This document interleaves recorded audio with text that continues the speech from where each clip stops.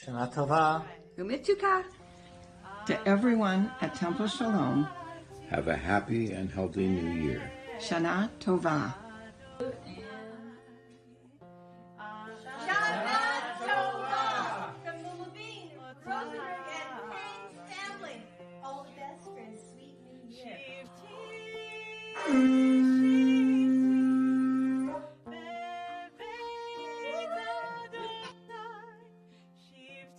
Shana Tova from Marie Henry. Shana Tova from the Mishmash family. And Mitzi. Okay. All right. 1, 2, 3. Shana Tova from the Devlins. And our new addition. Hi.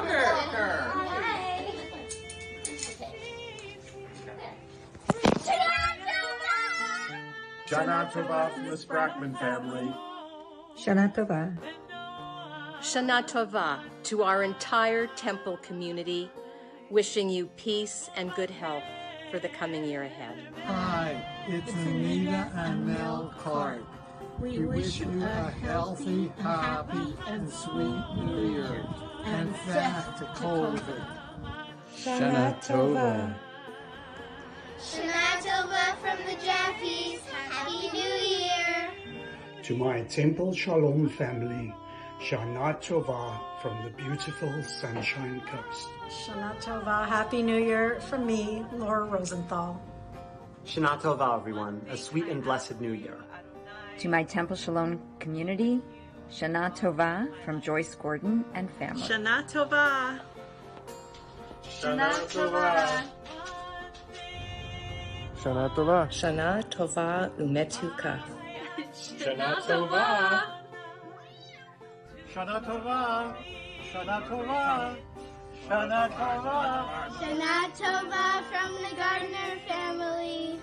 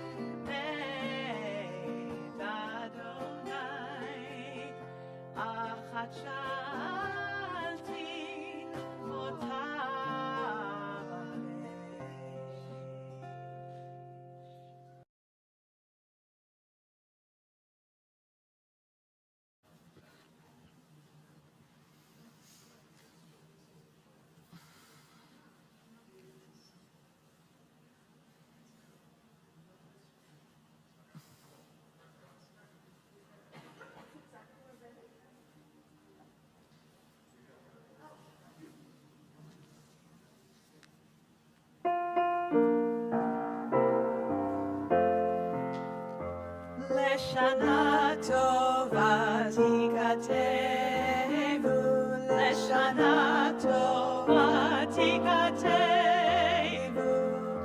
Leshana Tova Tikatevu, Leshana Tova Tikatevu, Leshana Tova.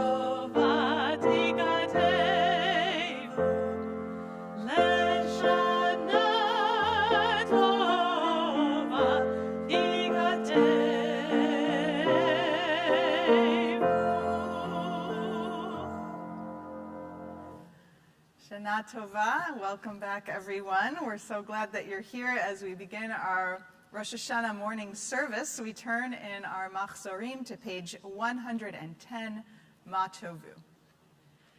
Ma Tovu, Ma Tovu, Olecha Yaakov, Mishkenotecha Yisrael, Ma Tovu, Ma Tovu, Olecha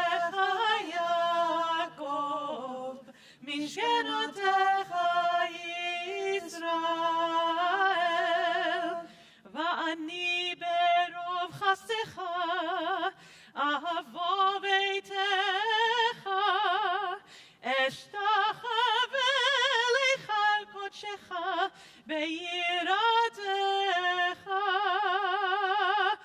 מה טובו, מה טובו, אוהליך יעקב, משכנותיך ישראל, מה טובו, מה טובו, אוהליך יעקב, משכנותיך ישראל.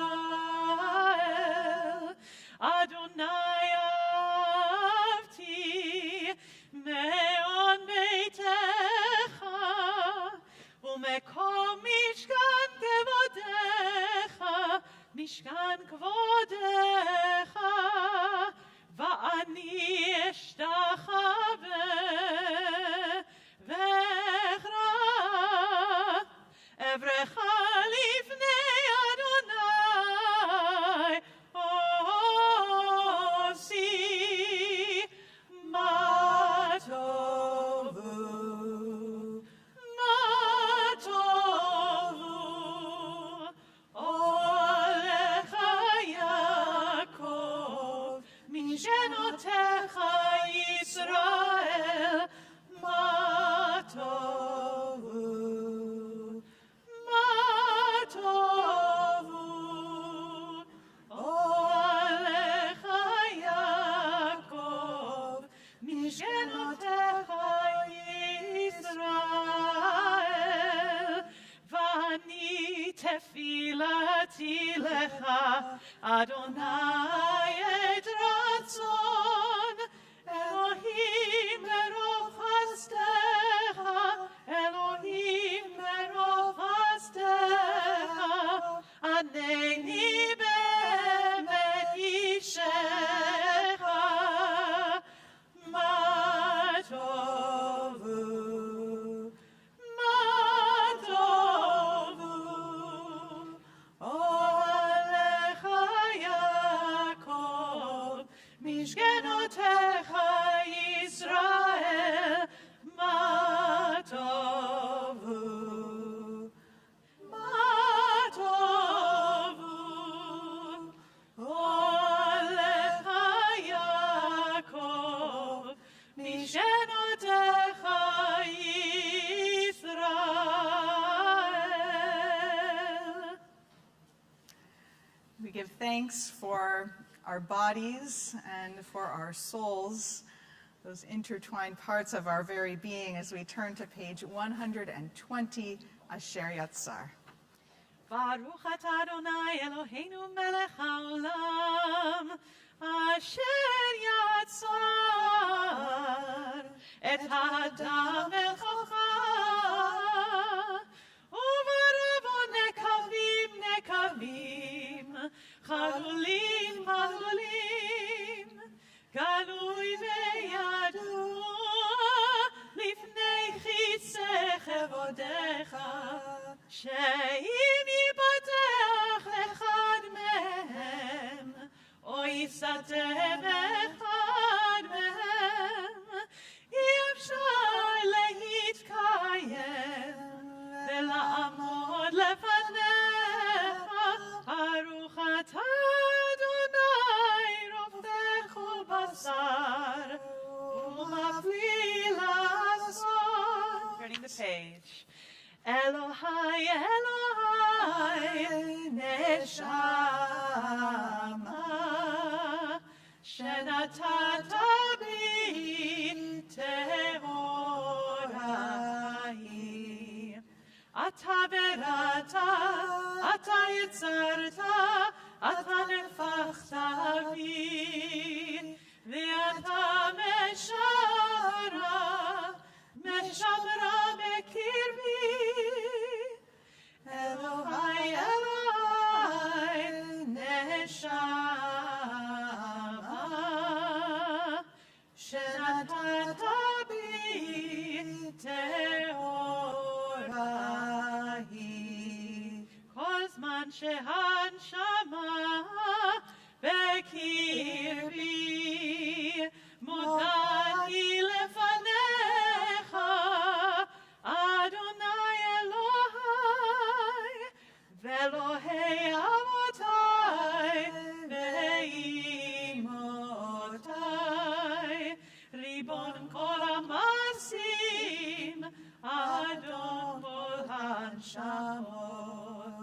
Baruch atah Adonai asher beyado nefesh kol chai veruach kol mesarish Elohai Elohai neshama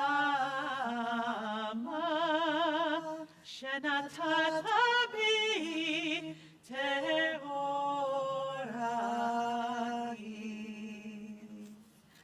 We'll rise now as we turn to 124 and chant responsively these blessings for the miracles of each day in the Hebrew and English. Baruch atah Adonai Eloheinu melech haolam. Your great power gave the mind discernment to distinguish light from darkness. Amen. Baruch atah Adonai Eloheinu melech haolam. Your great power opens eyes that cannot see. Amen. Baruch atah Adonai Eloheinu melech haolam. Your great power brings freedom to the captive. Amen. Baruch atah Adonai Eloheinu melech haolam.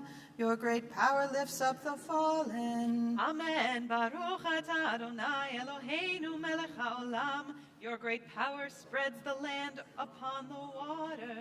Amen. Baruch atah Adonai Eloheinu melech haolam. Your great power has made all I need. Amen. Baruch atah Adonai Eloheinu melech haolam. Your great power gives firmness to our steps. Amen. Baruch atah Adonai Eloheinu melech haolam. Your great power clothes the naked. Amen. Baruch atah Adonai Eloheinu melech haolam. Your great power gives strength to the weary. Amen. Baruch atah Adonai Eloheinu melech haolam. Your great power removes sleep from my eyes, slumber from my eyelids. Amen. Baruch atah Adonai Eloheinu melech haolam. Your great power made me in the image of God. Amen. Baruch atah Adonai Eloheinu melech haolam. Your great power endowed me with human freedom. Amen. Baruch atah Adonai Eloheinu melech haolam. Your great power has made me Israel. Amen. Baruch atah Adonai Eloheinu melech haolam. Your great power gives strength to Yisrael. Amen. Baruch atah Adonai Eloheinu melech haolam. Your great power crowns Israel with glory. Amen. We'll remain standing as we turn to 130 as we begin this section of Suke de Simra with Baruch She'amar. Baruch she'amar v'haya ha'olam. Baruch Hu. Baruch oseh bereshit. Baruch omer ve'oseh. Baruch gozer u'mkayem. Baruch merachem al haaretz. Baruch merachem al habriot. Baruch meshalem sachar tov lireyav. Baruch chaylad v'kayam l'netzach. Baruch podeh u'matzil. Baruch shemo. Bishvachot u'bizmirot negadelcha u'neshabechecha u'nefaercha v'naskir shimcha v'namlichecha Malkeinu Eloheinu Yachiv He'olamim Melech Meshubach u'mo'ar Adei Shemo HaGadol Baruch atah Adonai Melech me'olal batishbachot. Amen. You may be seated. So we turn to page 135, Psalm 150. Hallelujah, hallelujah, hallelujah, hallelujah, hallelujah, hallelujah, El Bekodsho, hallelujah, hallelujah, Birki Auzo, hallelujah, hallelujah, hallelujah, hallelujah, hallelujah, hallelujah, hallelujah, big vorotav, hallelujah, hallelujah, kerov gulo, hallelujah, hallelujah, hallelujah, hallelujah, hallelujah.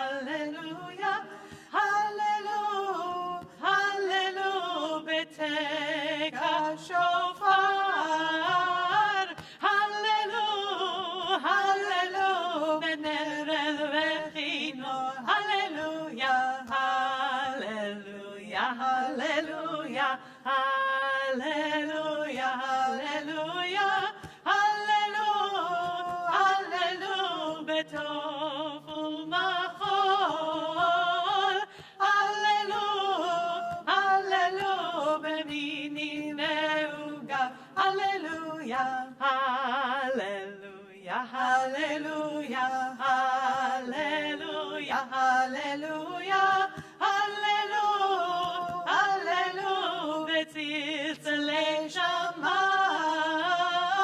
hallelujah, hallelujah, Betzilzele Trua, hallelujah, Kol Hanshamate Hallelujah, hallelujah, hallelujah, Kol Hanshamate Hallelujah, hallelujah, Kol Hanshamate Hallelujah, hallelujah, hallelujah. I want to wish everyone again a Shana Tova Umetuka, a sweet and happy new year as we begin this Hebrew year of 5782. Now 5782 isn't just any old Hebrew year. 5782 also happens to be a Shemitah year. Shemitah is the sabbatical year that we learn about in Torah, in which God instructs the Israelites that we are to leave the land fallow every 7th year, not to sow or reap the land. The Shemitah year really is like Shabbat on a grander scale. Instead of merely pausing from work one day out of 7, it calls upon all of us to pause for an entire year with faith in God's promise that if we do so, we will find that we have enough and even be satisfied. This commandment of Shemitah is kind of radical, maybe even impractical if we think about it. In fact, Maimonides hints that we might not be able to actually observe this mitzvah until the Messiah comes. But as audacious as it sounds, Shemitah invites us to imagine a world in which we do not see the earth simply as fuel for our own advancement or productivity. Instead, we wait to receive the blessings that nature will bestow upon us in its own time. Lying fallow is not passive. It is a change in our perception of control. When I plant and design towards a harvest, part of my job, if I were a farmer, would be to control the things that come out of the ground, to pull the weeds, to think about the pests and the rabbits, to control the environment so that the earth will produce what I have determined is right. But when I allow the ground to lie fallow, I have ceded control to know that what comes out is something bigger than me. We've learned so much over the past year and more that control can sometimes be a bit of an illusion. And so as we enter this Shemitah year 5782, we pause, we take a breath to let ourselves be fallow for a moment, to enter this year knowing that what comes before us may not be what we intend to plant, but will be a blessing indeed. Last night, if you were here or saw online our service, we introduced a new initiative at Temple Sholom called Sholom Bamidbar. And it is my pleasure to invite one of the co-chairs, Lisa Martz, the other co-chair is Jenny Ryan-Glickman, to share a bit of her own reflection as we model what this initiative is, that we hope that all of you will participate in after Rosh Hashanah, as we make these small intimate groups on Zoom to share a bit of our story. So Lisa, I'll invite you to come on up. Lisa's playing double duty as speaker and usher this morning. Don't run, it's okay.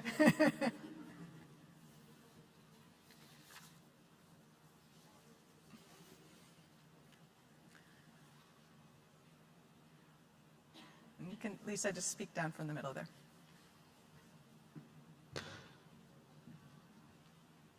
Right there. Oh, hang on.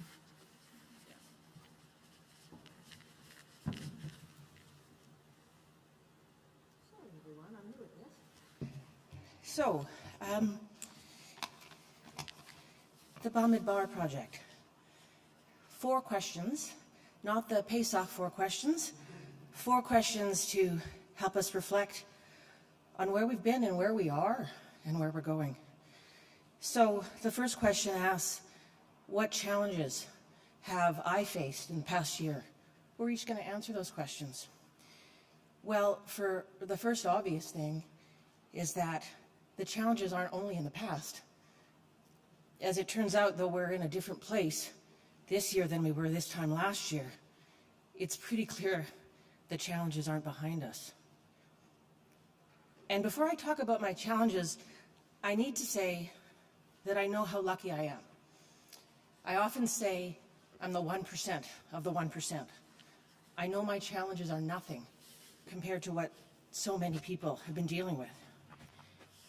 But if I give myself permission to think about my challenges, I think about how I didn't go inside my mother's house for more than a year, didn't eat a meal with her, and I certainly didn't give her a hug. And I think about how even when I do those things now, I worry a little bit. I think about how often in the past year and a half I have felt despair for the state of the world, for the human race, really, because of the terrible patterns of hatred and blame and violence and waste and destruction that we seem to fall into over and over again. I think about how I'm worried about whether we will ever feel truly comfortable being indoors, close to people that we don't know, and what that means for us all. So what has helped and is continuing to help me get through it all? That's question number 2. Being grateful, I guess you could say mindful, trying to be present and appreciative of all the small, wonderful things that are in each day and deserve to be noticed.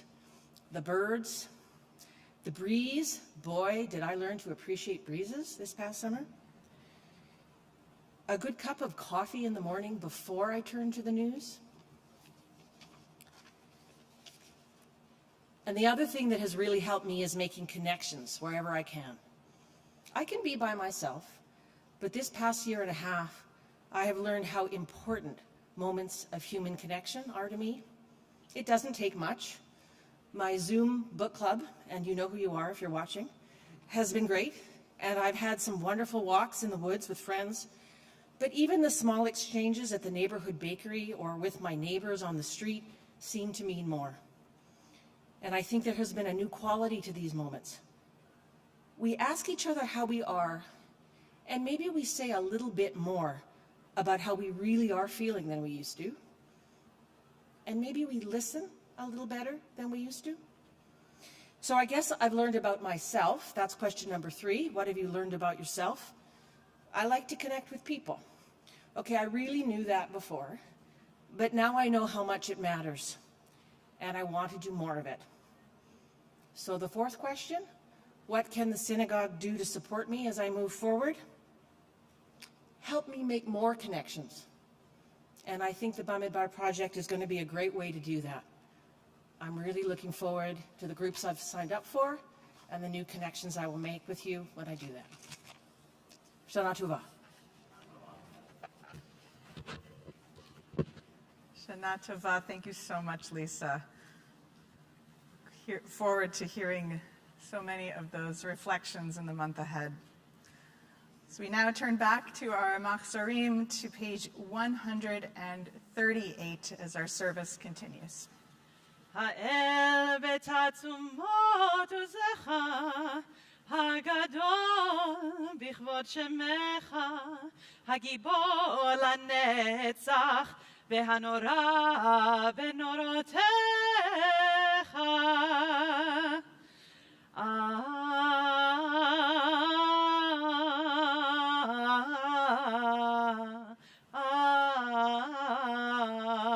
המלך יושב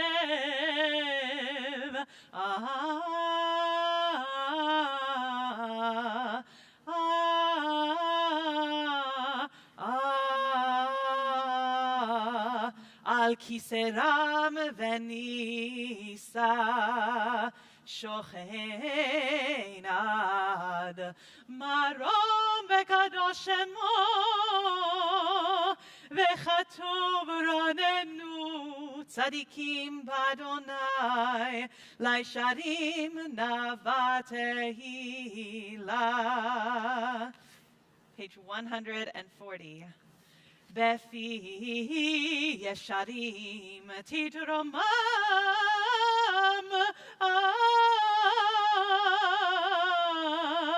ובדברי צדיקים תתברך, ובלשון חסידים תתקדש, ובקרב קדושים תתהלל.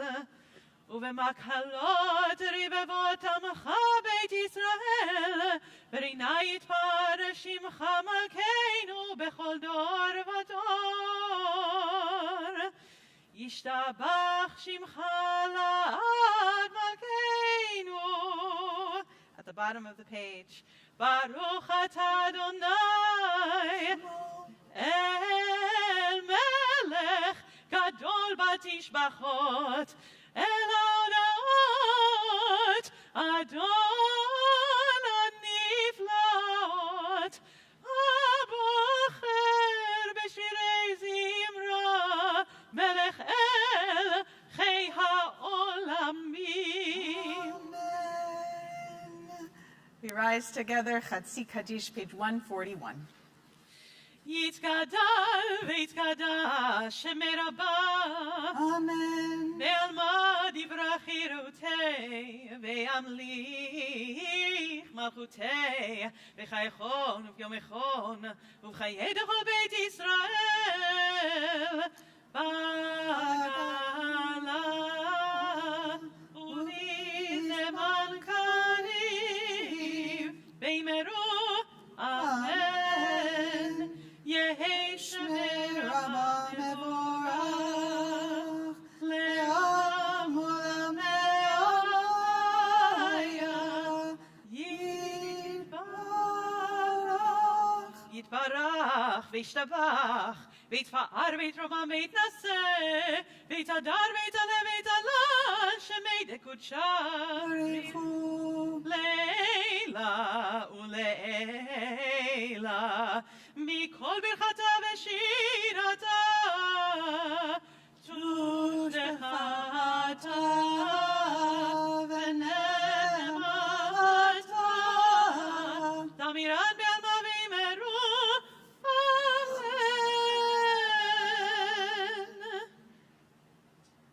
אמן.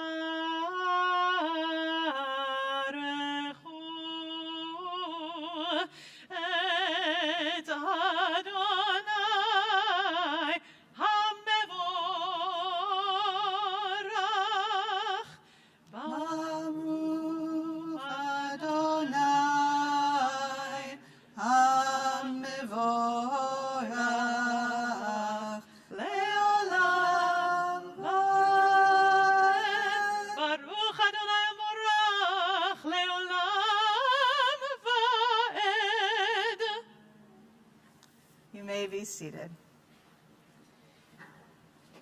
It is my pleasure now to call up two of our high holiday singers, Yael Gardner and Becca Firestone, who are part of a group of young people who you'll see throughout our services, who took time out of their summer to make our services this year so special by adding their voices, bringing harmony, bringing this liturgy to life. So let's sing it together, Yotzer Or, later on page 142. Baruch atah Adonai Eloheinu melech haolam, yotzer Rosh, oseh shalom uvoreh et hakol. Baruch atah Adonai Eloheinu melech haolam,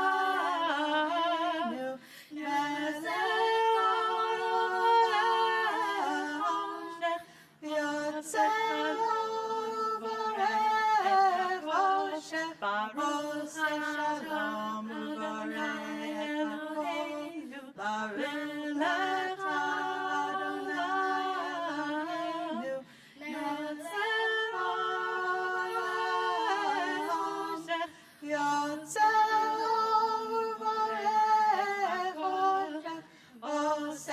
Sholom uvore et hakol. Ose Shalom uvore et hakol.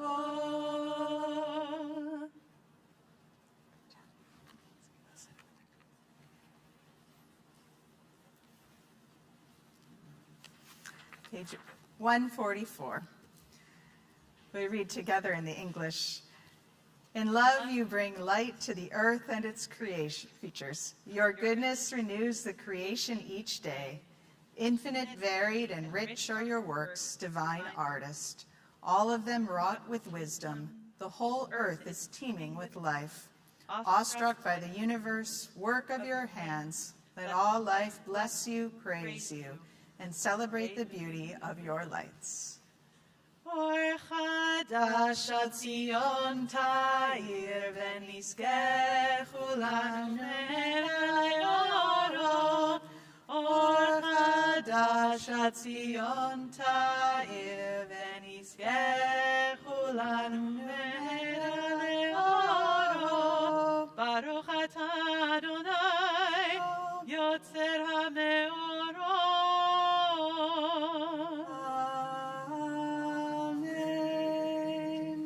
Page 146.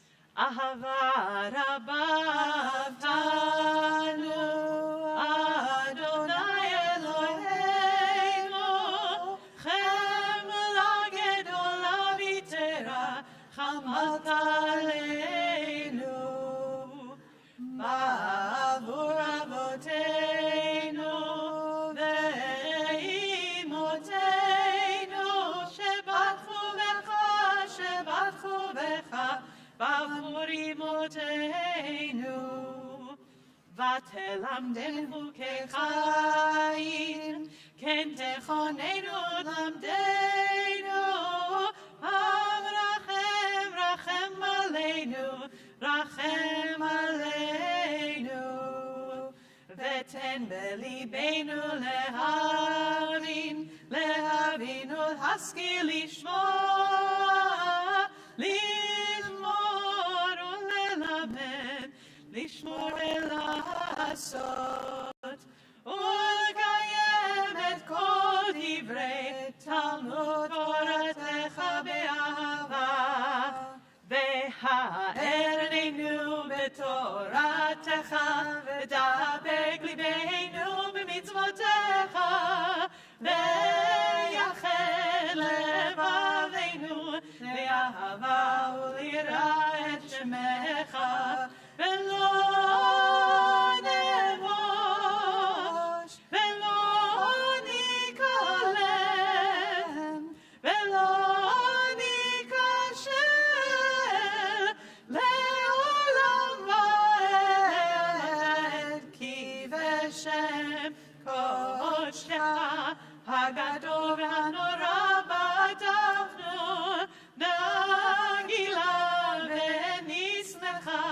nagila v'nismecha b'shuatecha v'havi'enu le'shalom me'arba kanvot haaretz v'tolichenu kol miut le'artzeinu ki el poel yeshut atah ubanu v'charta v'keravtanu l'shimcha gadol selah be'emet lehodot lecha u'yachetcha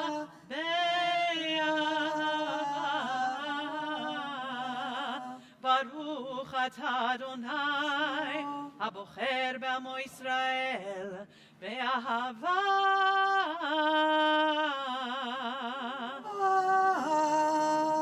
Amen. Shema Yisrael, Adonai Eloheinu, Adonai Echad.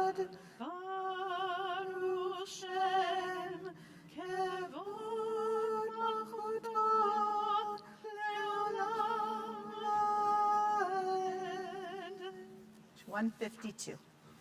ואהבת את אדוני אלוהיך בכל לבבך ובכל נפשך ובכל מאודיך והיו הדברים האלה אשר אנוכי נצווך היום על לבביך ושיננתם לבניך ודיברת בם בשבתך בביתך ובלכתך בדרך ובשוכבך ובקומך וקשרתם מאוד על ידיך והיו לטוטפות בין עיניך וכתבתם על מזוזות ביתך ובישעריך. Page 158, Vayomer. ויאמר אדוני אל משה לאמור, דבר בני ישראל ואמרת עליהם, ועשו להם ציצית על כנפי בגדיהם לדורותם, ונתנו על ציצית הכנף פתיל תכלת, והיה לכם לציצית. וראיתם אותו, וזכרתם את כל מצוות אדוני, ועשיתם אותם, ולא תטורו אחרי לבבכם ואחרי עיניכם, אשר אתם זונים אחריהם, למען תזכרו ועשיתם את כל מצוותי, והייתם קדושים לאלוהיכם. אני אדוני אלוהיכם, אשר הוצאתי אתכם מארץ מצרים, להיות לכם לאלוהים.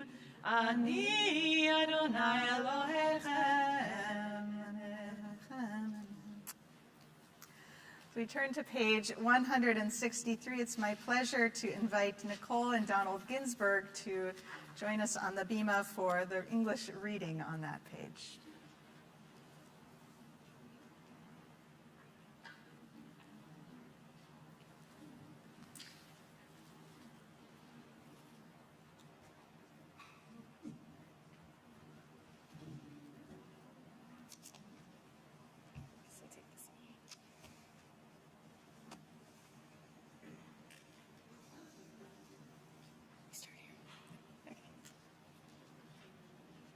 The voice that redeems us comes from within.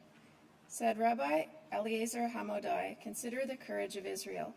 When Moses said to the people in Egypt, arise and go forth, they did not ask, how can we go into the wilderness with no sustenance for the way?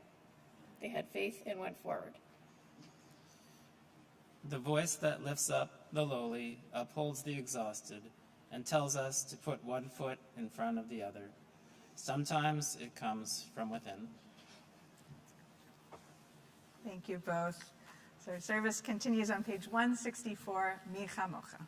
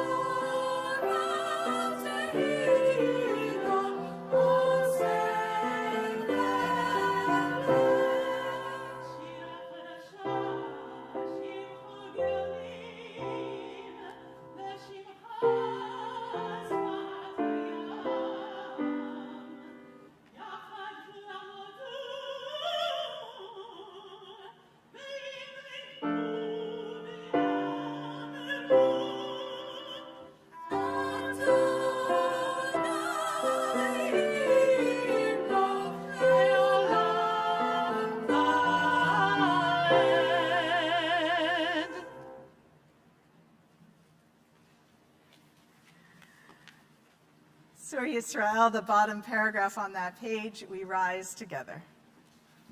Sur Yisrael, kuma be'ezrat Yisrael, uftechinu mecha Yehuda ve'Yisrael,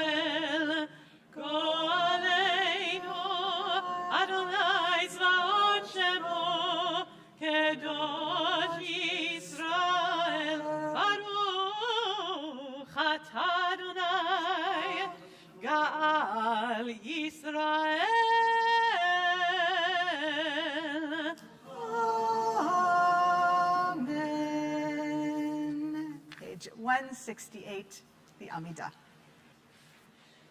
Baruch atah Adonai Eloheinu, Elohei Avotenu ve'imotenu, Elohei Avraham, Elohei Yitzchak, Elohei Yaakov, Elohei Sarah, Elohei Rivka, Elohei Rachel, Elohei Leah, Ha'el HaGadol, HaGibor HaNorah, El-Elyon, Gomer Chasadim Tovim, Vekoneh HaKol, Vezocher Chasdei Avot Ve'imahot, Umevii Geula Libnei Bneihem, Leman Shemo Be'aha.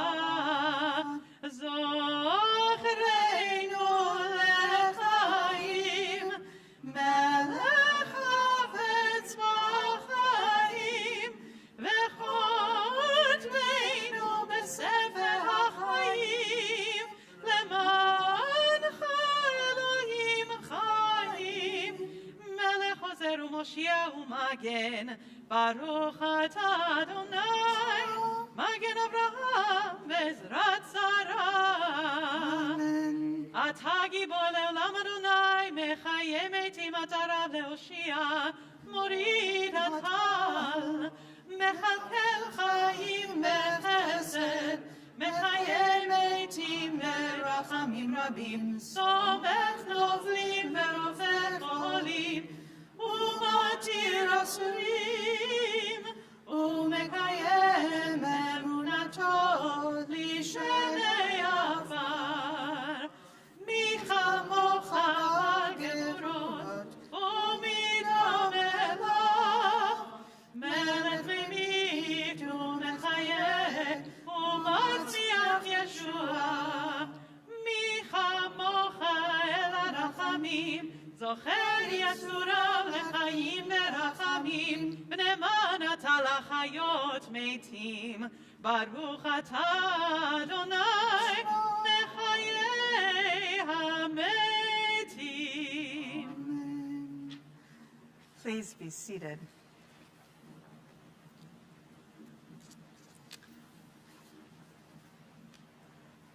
Up to this point in our service, our prayers have been familiar. They have been those of each morning, getting ready for a new day, of the prayers before the Shema. But now we begin to see that shift into our particular prayers for the High Holy Days, and in particular, the Unattanah Tokeff, that very powerful imagery that we share each year. And I want to begin with an alternate understanding of Unattanah Tokeff by my colleague, Rabbi Joseph Mesler. On Rosh Hashanah it is written, on Yom Kippur it is sealed, that this year people will live and die, some more gently than others, and nothing lives forever. But amidst overwhelming forces of nature and humankind, we still write our own book of life, and our actions are the words in it, and the stages of our lives are the chapters, and nothing goes unrecorded, ever. Every deed counts. Everything you do matters. And we never know what act or word will leave an impression or tip the scale. So if not now, then when? For the things we can change, there is tshuva, realignment. For the things we cannot change, there is tefillah, prayer. For the help we can give, there is tzedakah, justice. Together, let us write a beautiful book of life for the Holy One to read. We turn to page 174. Unattanah Tokeff kedushat hayom ki hu nora ve'ayom uvot hinase malchutecha ve'ikon v'chesed kisecha ve'teshev alav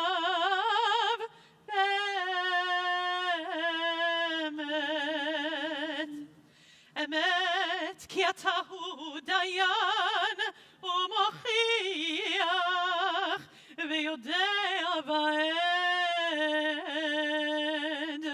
וחותם וסופר ומונה ותזכור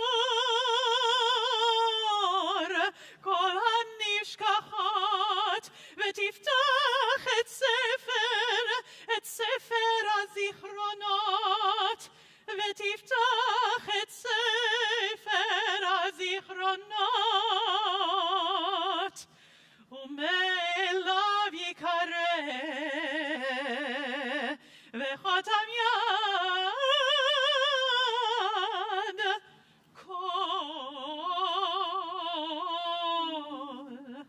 כל אדם בו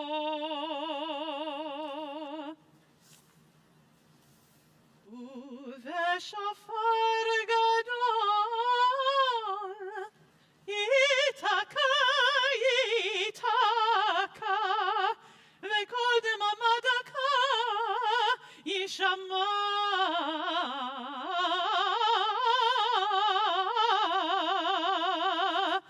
ומלאכים יחפזון וחירדו יחזון ומלאכים יחפזון וחירדו יחזון ויאמרו הנה יום הדין לפקוד עצמם מרום בדין כי לא יזכו בעיניך בדין כי לא יזכו בעיניך בדין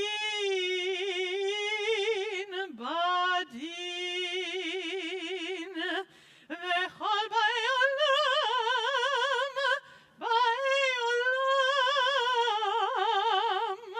יעברו לפניך כבני מרון יעברו לפניך כבני מרון כבקרת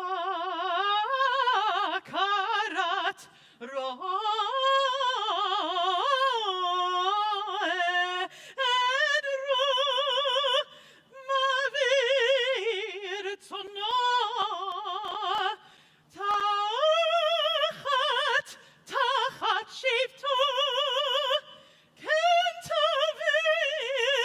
כן תעביר תספור ותמנה ותפקוד נפש כל חי ותחתוך קצבה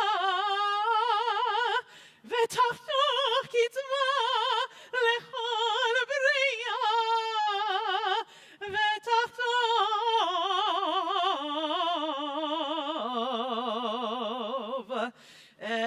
את גזר דינם.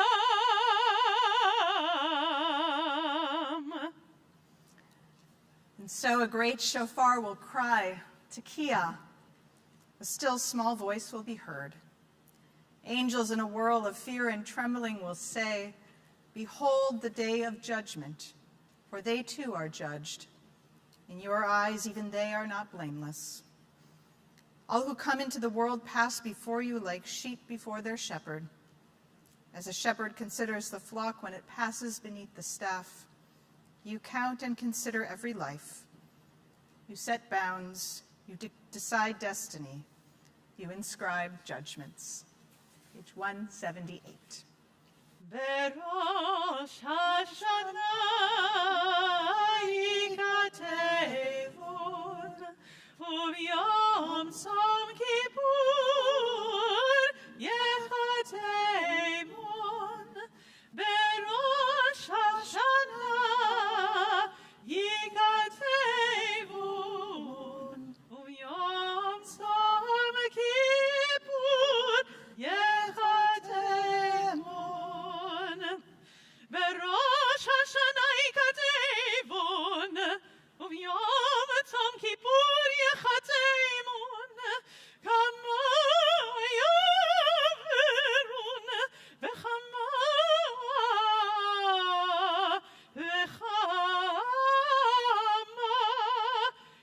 Bareyun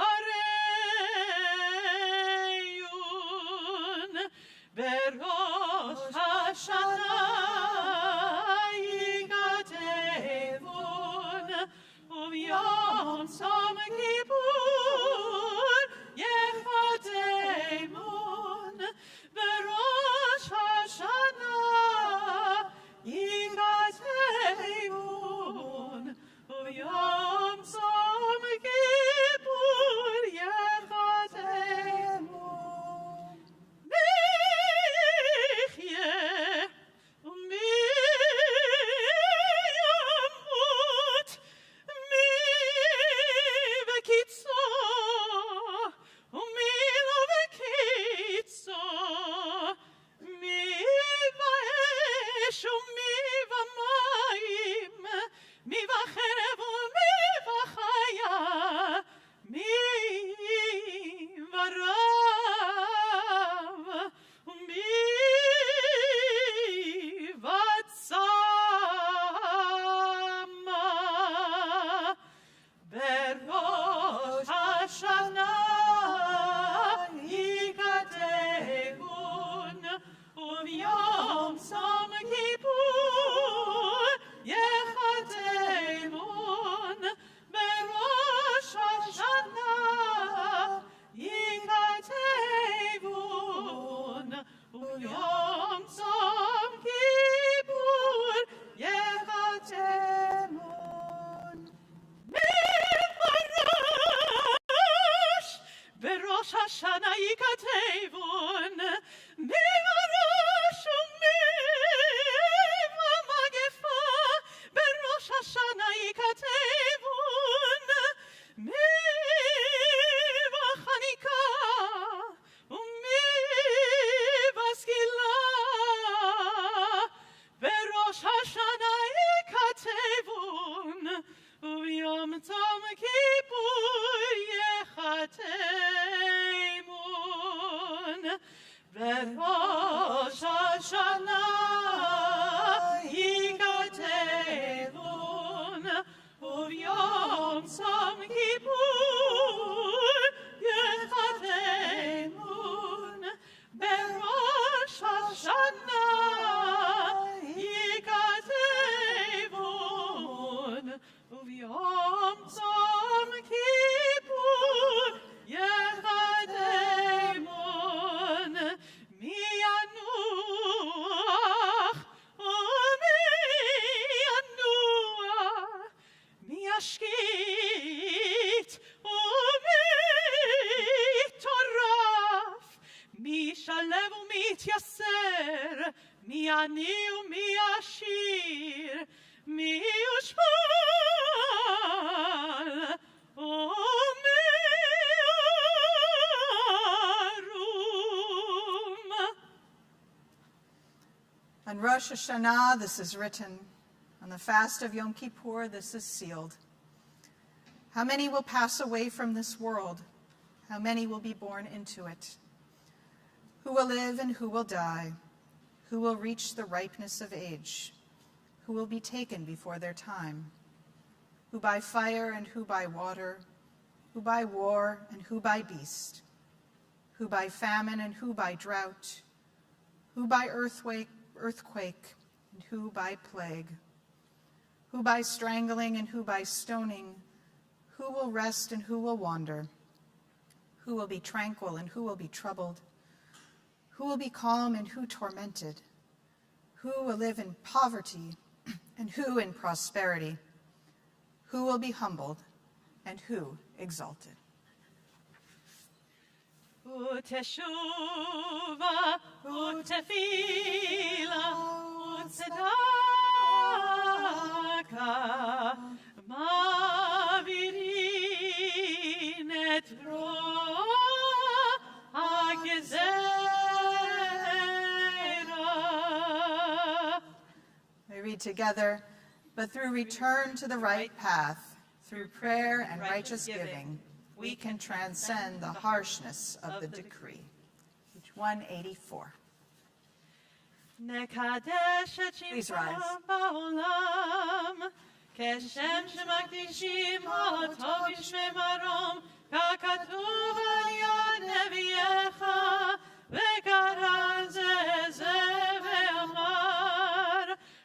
Kadosh, Kadosh, Kadosh, Adonai Tzevaot,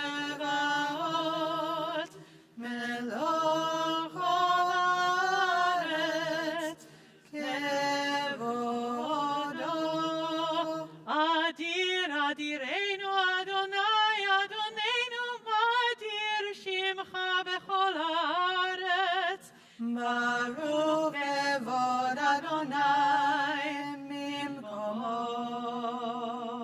Echad hu Eloheinu, hu Avinu Malcanu, hu Moshiach ve'hu Yashmienu, berachamav leinei kol chai.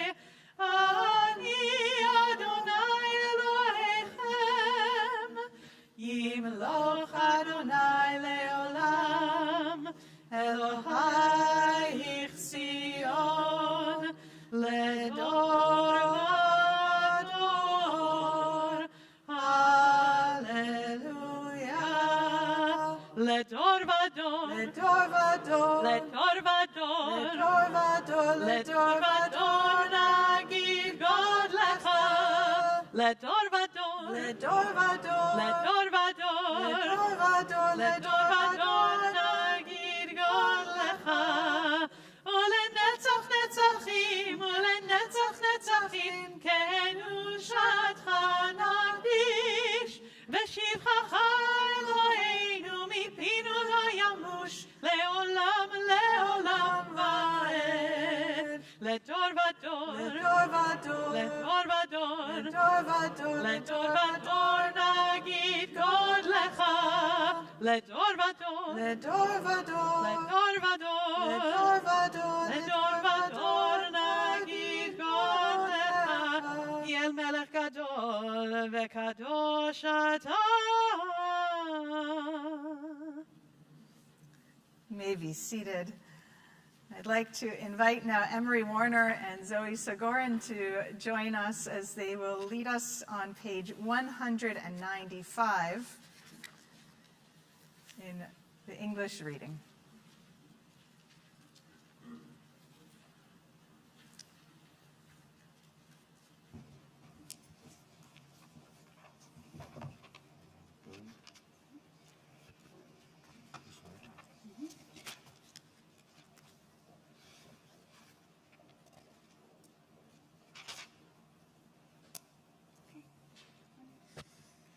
This people's true history is a history of encounters with God. It has this history for its own sake. And for the sake of humanity. It bears it and is born by it. Every people is a question. Which God addresses to humanity. And every people from its own place. With its special talents and possibilities. Must answer for its own sake and for the sake of humanity.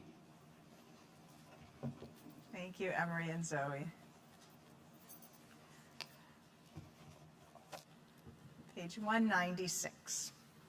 Eloheinu ve'Elohei avoteinu ve'imoteinu, ya'aleh ve'yavo ve'yagia, ve'yera'eh ve'yeratzeh ve'yishama ve'yipaked ve'yizacher, zichronenu fi'gdonenu, ve'zichron avoteinu ve'yimoteinu, ve'zichron Yerushalayim ir kodshecha, ve'zichron kol amcha beit Yisrael lefanecha, lifleita letova, lechen ulechesed ulerachamim, lechayim uleshalom, beyom hazikaron hazeh. Zochreinu Adonai Eloheinu bo letova. Amen. Ufakdeinu bo livracha.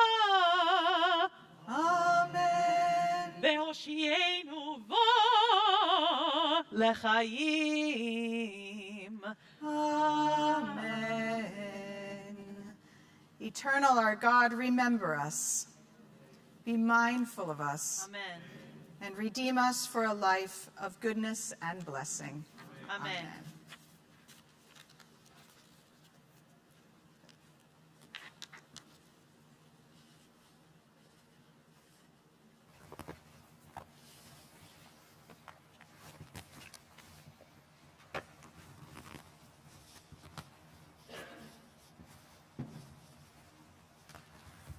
Shana Tova.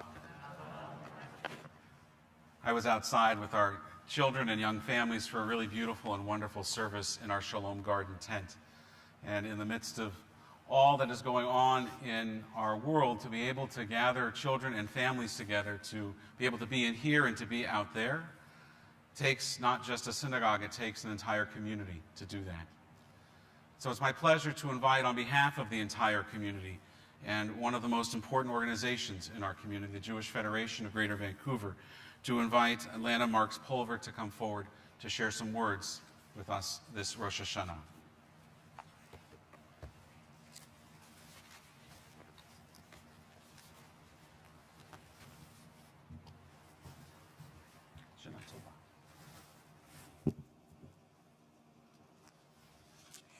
Good morning. I'm Lana Marks Pulver, and I'm the 2021 campaign chair for the Jewish Federation of Greater Vancouver.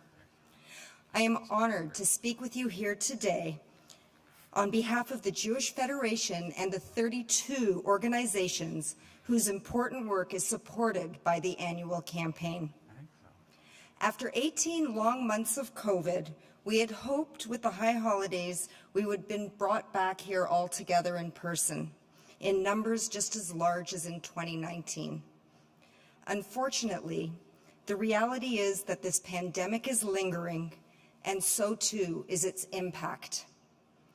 I personally have found the lack of social connection extremely difficult, and know that so too have many of our community members. The vaccine seemed to bring a temporary collective relief and a coming together for a short period of time until Delta spread and made those even with full vaccinations once again feel uneasy, as people we know who are vaccinated are still getting COVID. In spring, I had been excited about the prospect of community gatherings, especially when it came to our Federation campaign opening happening in person. Given Delta, we have decided to have our event online again. It will be in early October. I'm disappointed, but recognize we must keep our community members safe. Social connection is scientifically proven to be one of the most important things that keep people living longer, healthier, and happier lives. And sadly, the converse is true these days. A lack of socialization has contributed to the dramatic increase in mental health issues amongst our community members, including both the young and old. My husband Doug and I lost a school friend of ours recently, as his event-related business was stifled due to COVID, his income reduced to nothing, and his mental health gave him no will to live. COVID itself isn't the only thing killing people, but so too are its implications on mental health. At one local Jewish day school alone, the need for counseling has doubled this past year, which is in keeping with recent University of Calgary study of over 80,000 children from around the world that found symptoms of anxiety and depression doubled amid COVID, a finding echoed by mental health advocates, psychologists, and parents. The economic impact of COVID has also taken its toll on several friends of ours whose businesses are in the event, hospitality, and tourism industries. We've experienced firsthand the stress they've lived through and the effect it's had on their financial resources and lifestyle. And labor shortages, vaccine passports, restrictions, all further complicate their ability to make a living operating their businesses. And then there are those in the community unable to put food on their table due to COVID. During the past year, my family and I spent time volunteering for the Jewish Food Bank. We delivered both grocery and food hampers to people who had lost their ability to earn a living, either because their jobs were eradicated or their health prevented them from leaving their home and risk getting COVID. Many of our partner agencies have seen food security nearly quadruple in the last year and a half. I'll never forget delivering a food hamper to a single woman living in a condo downtown. She's in her early 60s, but ill health requires her to use a walker. She stood back from her walker to allow me to come forward and put the bag of hot meals into the basket, enough to sustain her for a week. As I stepped back, she expressed words of gratitude that are forever etched in my mind. She said, "Thank you so much for this food. If you didn't bring this to me, I would not be able to eat." Despite difficulties, just like this woman, we all have things for which we can be grateful. And in the absence of social connection, focusing on gratitude helps people feel happier. According to positive psychology research, gratitude helps people create positive emotions, relish good experiences, improves their health, deals with adversity, and builds strong relationships. I am particularly grateful for the way our community has come together through the pandemic thus far. Donors have given generously and volunteers have really stepped up. Organizations, including Temple Sholom, adapted to meet increased needs and have kept us connected socially and spiritually. With Federation's support, several of our partner agencies have come together to address the increased need for food security. Most of you will be having a home-cooked meal today, but for many in our community, this is a luxury. This year, there was a record number of requests for Rosh Hashanah meals, more than ever before. Thankfully, our partner agencies were able to meet this increased need. We've been through a lot together, and we've come through the crisis mode of COVID with new strength. And now, more than ever, is our time to draw on that strength and look ahead to where we can go and about the things in our lives for which we can be grateful. The theme of this year's campaign is strengthened by where we've been, inspired by where we can go. While we can't go back to normal, we can build on next normal. And there's great potential ahead if we continue to respond together. We have all felt the impact of the pandemic, and some people have been hit harder than others. Job loss, choosing between paying bills or paying rent, anxiety and depression among our young, seniors who want to reconnect after a year and a half. And we need to make sure the resources are there for those who need them. As our organizations grapple with a new challenge of how to plan for reopening and recovery in a time of great uncertainty, there are opportunities in the midst of all of this. And that's where Federation comes in. With expertise in community planning, bringing together organizations and lay leaders, fostering new collaborations, and fundraising on behalf of the entire Jewish community. Jewish Federation and its partners are here to lead the way, and I am so grateful to be a part of a community which so generously supports one another, especially in a time of need. I'm here today to ask you to dig deep and to think about all the things in your life for which you are grateful, and how you can help make a difference in the lives of so many who may not be equally blessed.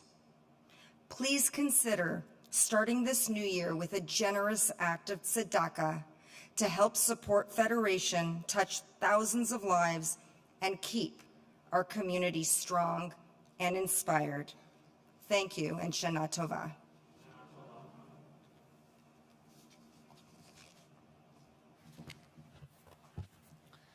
Thank you, Lana.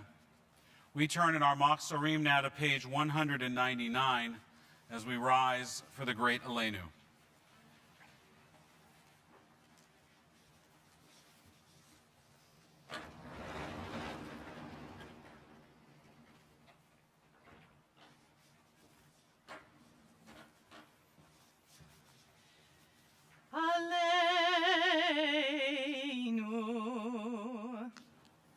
לשבח לאדון הכל, לתת גדולה ליוצר בראשית, שלא עשנו כגויי הארצות, ולא שמענו כמשפחות האדמה, שלא שם חלקנו גאם, וגורלנו ככל המונם, ואנחנו קוראים ומשתחווים ומודים לפני מלך מלכי המלכים הקדוש ברוך הוא.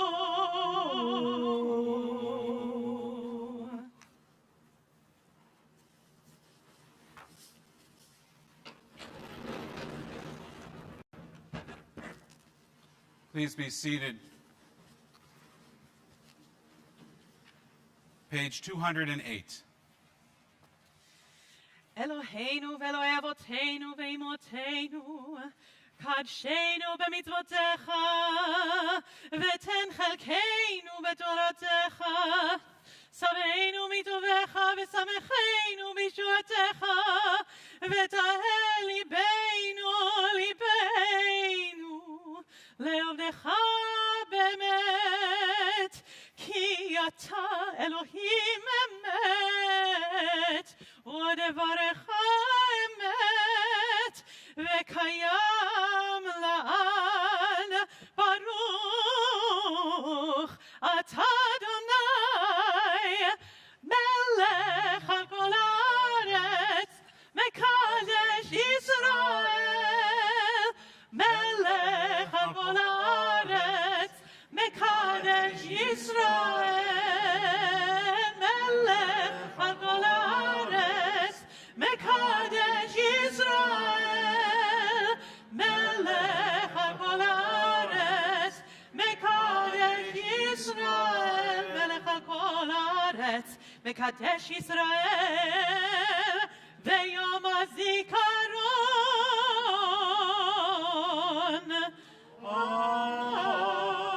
Amen. Page 209. No? We did that already. Page 214, excuse me. The word pods has taken on a whole new meaning in this past year and a half. But internally, within our own scripting of services for the 8 years that Rabbi Brown and I have been doing this together, we've always referred to this moment of family blessing as pods of love. It's just how we write it in our books. But again, it takes on new meaning in this time. Last year, we did it to just a camera, 3 people sitting at the table. This year, we do it to those at home, with those at home, and we do it with all of you. Still in our pods, which are truly pods of love, but enveloped by the chuppah, the talit that we wrap around our family, and that talit extends from this bima to you, from this sanctuary to you at home. May it envelop our families here and far away. May they all feel the embrace of a sukat shlomecha, a shelter of peace. So I'll ask you please to rise, to take your talitot, to wrap them around your family. Most years I say find somebody who's alone. I can't say that this year. But know that we envelop you also as we give you this threefold benediction. Yevarechecha Adonai ve'yishmerecha. Ben yehi ratzon. May God bless you and keep you. Ya'er Adonai panav elecha v'yichuneka. Yehei ratzon, may God's face shine upon you and be kind to you.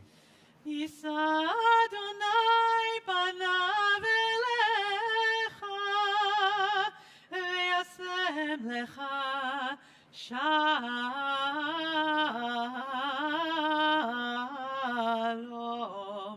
shalom. Yehei ratzon, may God always be with you through all of life's journeys and grant you the greatest blessing of all, that of wholeness and completion, the blessing of shalom, of peace. Look around this room in a world filled with peace and health. And we say together, Amen. Amen. Page 216. You can be seated. Sim shalom, tova ubracha, chen v'chesed v'rachamim v'rachamim aleinu, ve'al kol Yisrael, ve'al kol Yisrael amecha, barcheinu avinu kulanu kechad, ve'or banecha, ki ve'or banecha natata lanu, Adonai Eloheinu, sim shalom, tova ubracha, chen v'chesed v'rachamim v'rachamim aleinu, ve'al kol Yisrael, ve'al kol Yisrael amecha, Torah chaim ve'avat chesed, ve'avat chesed, Tzedakah uvracha, ve'rachamim ve'chaim ve'shalom, sim shalom, tova uvracha, chen v'chesed ve'rachamim ve'rachamim aleinu, ve'al kol Yisrael, ve'al kol Yisrael amecha, ve'tov beinecha levarech et amcha Yisrael, bechol עת ובכל שעה, בשלומך, שים שלום, טובה וברכה, חן וחסד מרחמים עלינו, ועל כל ישראל, ועל כל ישראל עמך. At the bottom of the page, Besefer Chaim, may we be remembered and inscribed in the book of life. Besefer Chaim, bracha v'shalom, ufarnasa tova. Besefer Chaim, bracha v'shalom, ufarnasa tova. Nizacher v'nikatev lefanecha,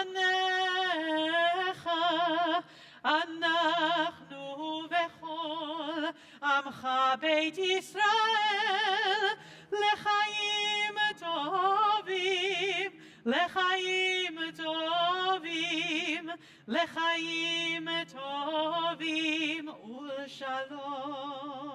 At the bottom of the page. Baruch atah Adonai Oseh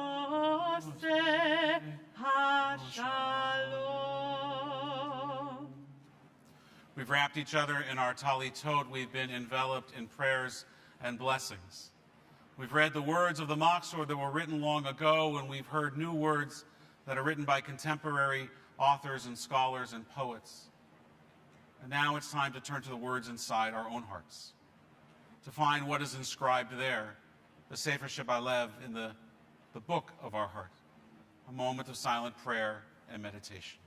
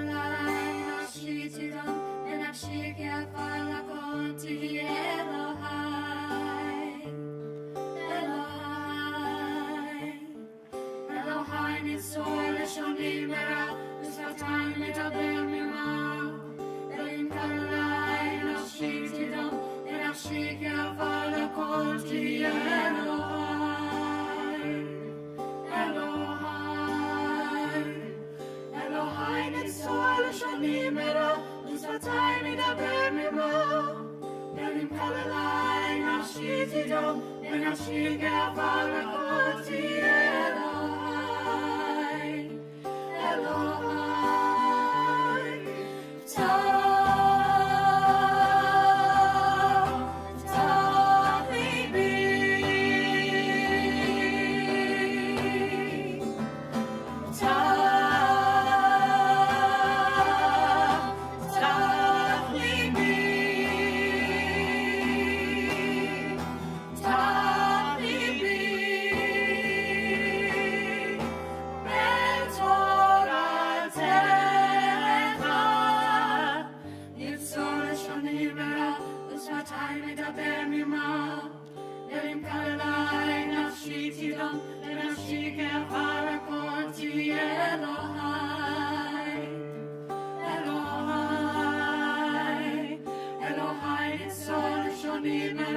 ושפתיים ידבר ממך, ואם קלעי נפשי תדום, ונפשי כאהבה לכל תהיה אלוהי, אלוהי.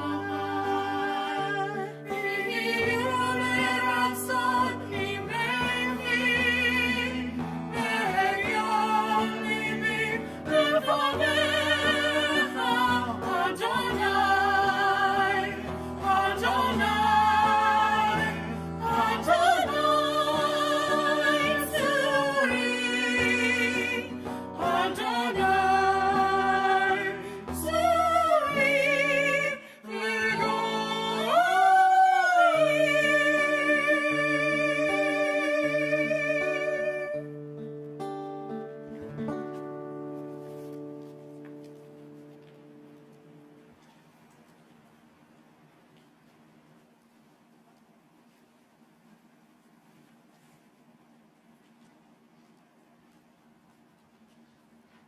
There are so many needs in our world, in our community. We need this, we need prayer, we need coming together. We need, as the Federation said, to support our broader community. And there are needs of Tzedakah that we fulfill here at this synagogue. It's my pleasure to invite Barry Rivlis to share with us a few words about that.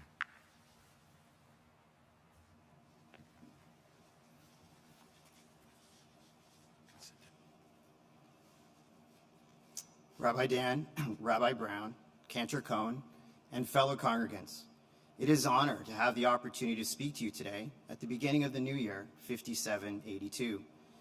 When Rabbi Dan asked me to speak about the power of Tzedakah and the impact of why making an act of giving here at Temple Sholom, I thought first about the why I give Tzedakah and why to this place.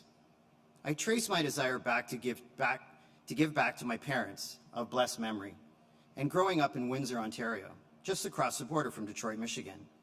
My mom, who grew up in Hamilton, and dad, who grew up in North Bay, moved there from Toronto in the late 1960s. One of the first things they did was join a synagogue. Our family was active members of Congregation Bethel, the Reformed congregation in the city.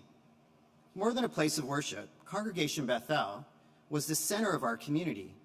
It was a model of how we wanted the world to be. I learned from my parents and from my temple that we help each other, we care for each other. And from the tzedakah that my parents and others did in that congregation, I learned that we invest back in the community. That's what we Jews do. That's why we give. That experience showed me the power of community and the power of tzedakah. Through tzedakah, we are planting the new trees of the Jewish community, watering their roots, and giving Jews in our Jewish community a chance to grow. When I moved from Toronto to Vancouver in 2000, one of the first things I did was join here. I had been in the city about 3 weeks.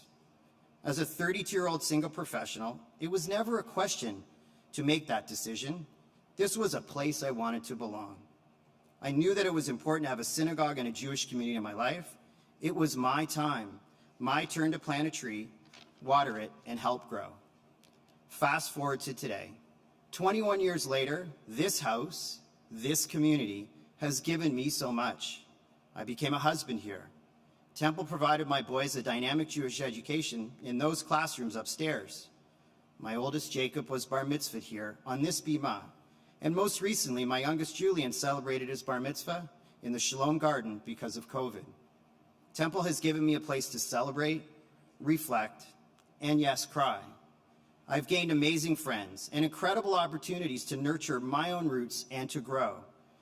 Above all, it has reminded me why it is so important to belong and to support this congregation. 20 years ago, this place was here for me, a 30-something transplant from Toronto, because those that preceded me watered the roots of this tree and made it flourish, just like previous generations had done for my parents when I was young. About 10 years ago, after I became the Chief Information Officer of the PHSA and Vancouver Coastal Health, the health authorities that run the hospitals and the cancer agency in the Lower Mainland, a doctor who became a good friend said to me, "This is a complex place. You can't change everything, but focus your energy on leaving it better than when you found it." And so, as we begin the new year, each of us has the opportunity to make this place, this community, better than we found it. The reasons that we give, the why, are unique to each of us, but they share something. They share the incredible difference this synagogue has made in our lives, particularly during this past unimaginable year. As my parents taught me, give of yourself, whether through money or if funds are a challenge, time, to ensure the synagogue has the tools and the resources to continue to make our community a better place. The tree that you water will ensure generations, present and future, have a place that connects them to their Judaism and community unconditionally. As we reflect on the past 2 years, please think of what Temple Shalom has meant to you and how you leaned on it. It never wavered, it never went dark, and kept us connected. That is my why. Please join me to make an act of tzedakah so that this home continues to be a beacon first to our Jewish community and a leader and example to the broader community each of us is part of. On behalf of my boys Jacob and Julian, may the upcoming year give you the opportunity to rekindle those human connections lost due to COVID and bring joy, peace, health, and happiness to you and your family. Shana Tova Unattanah. Thank you, Barry.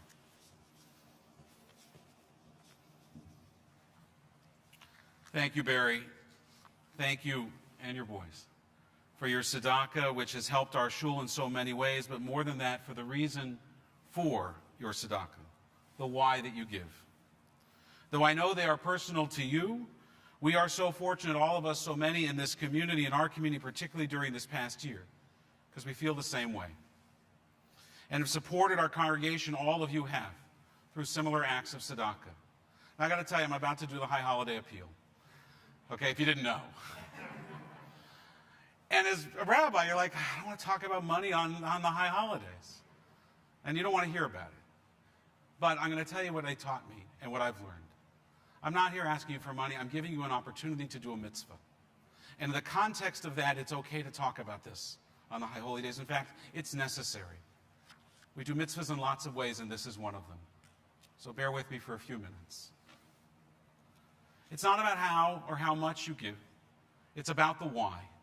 It's about the reason behind your gift that makes your gift a mitzvah. From ador vador, from generation to generation. More than the what, it's the why that you give that will sustain this place, this community, and our Jewish people.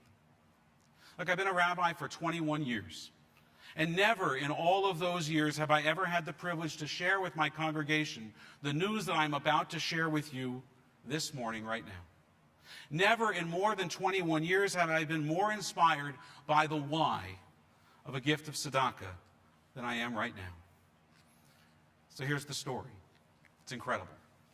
About 6 months ago, in the midst of COVID and everything that's going on, I get a phone call from a family in our congregation that asked to meet with me to share some news. Now, as a rabbi, your mind races when you get that kind of phone call, a message like that. They don't tell you what it's about, and you think the most horrible of things, the most heartbreaking of possibilities.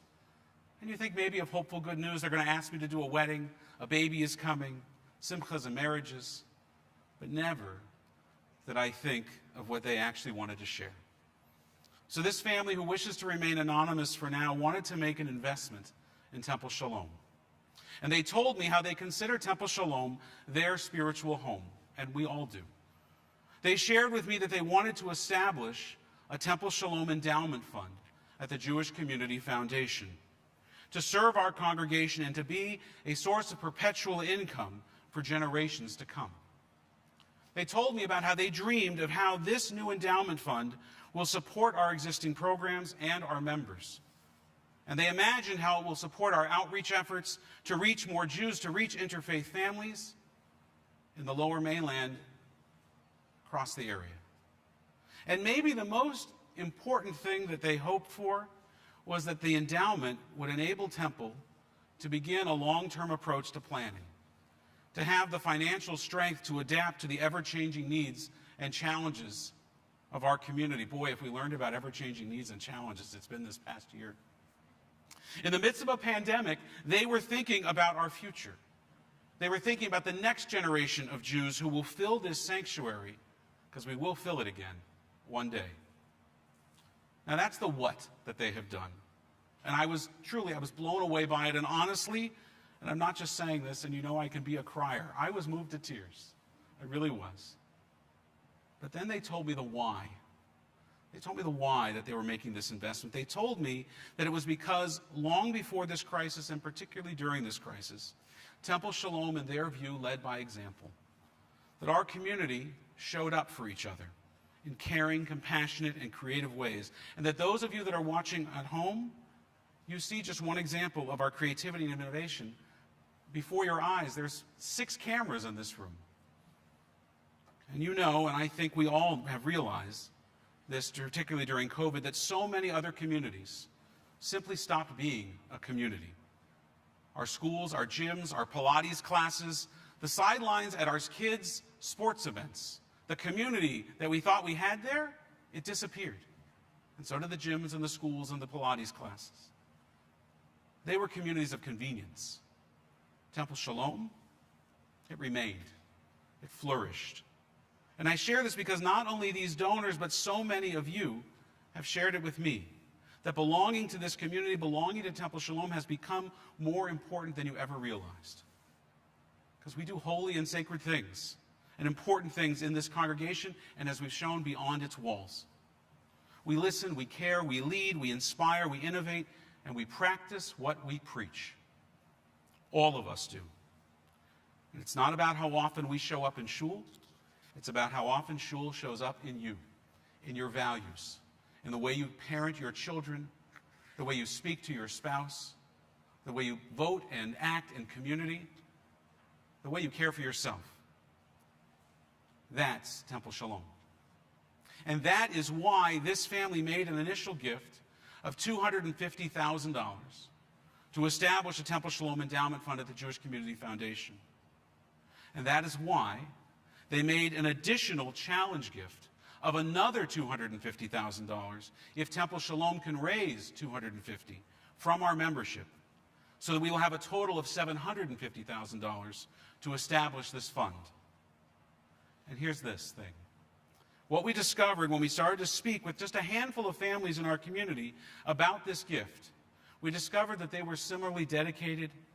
These similarly dedicated and generous families whose donations have sustained this place and have done so for years and years.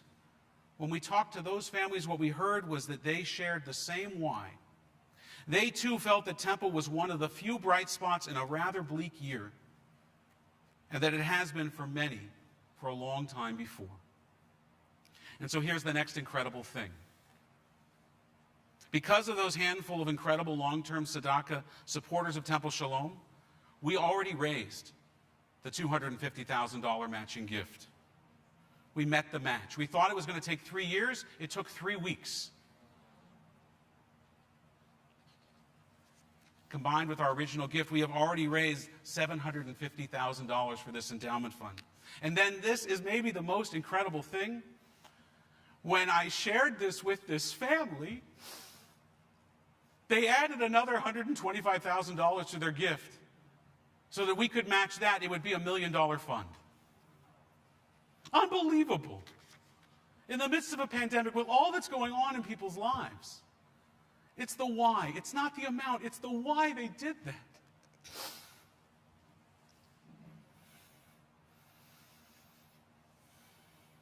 And so here it is in simple terms.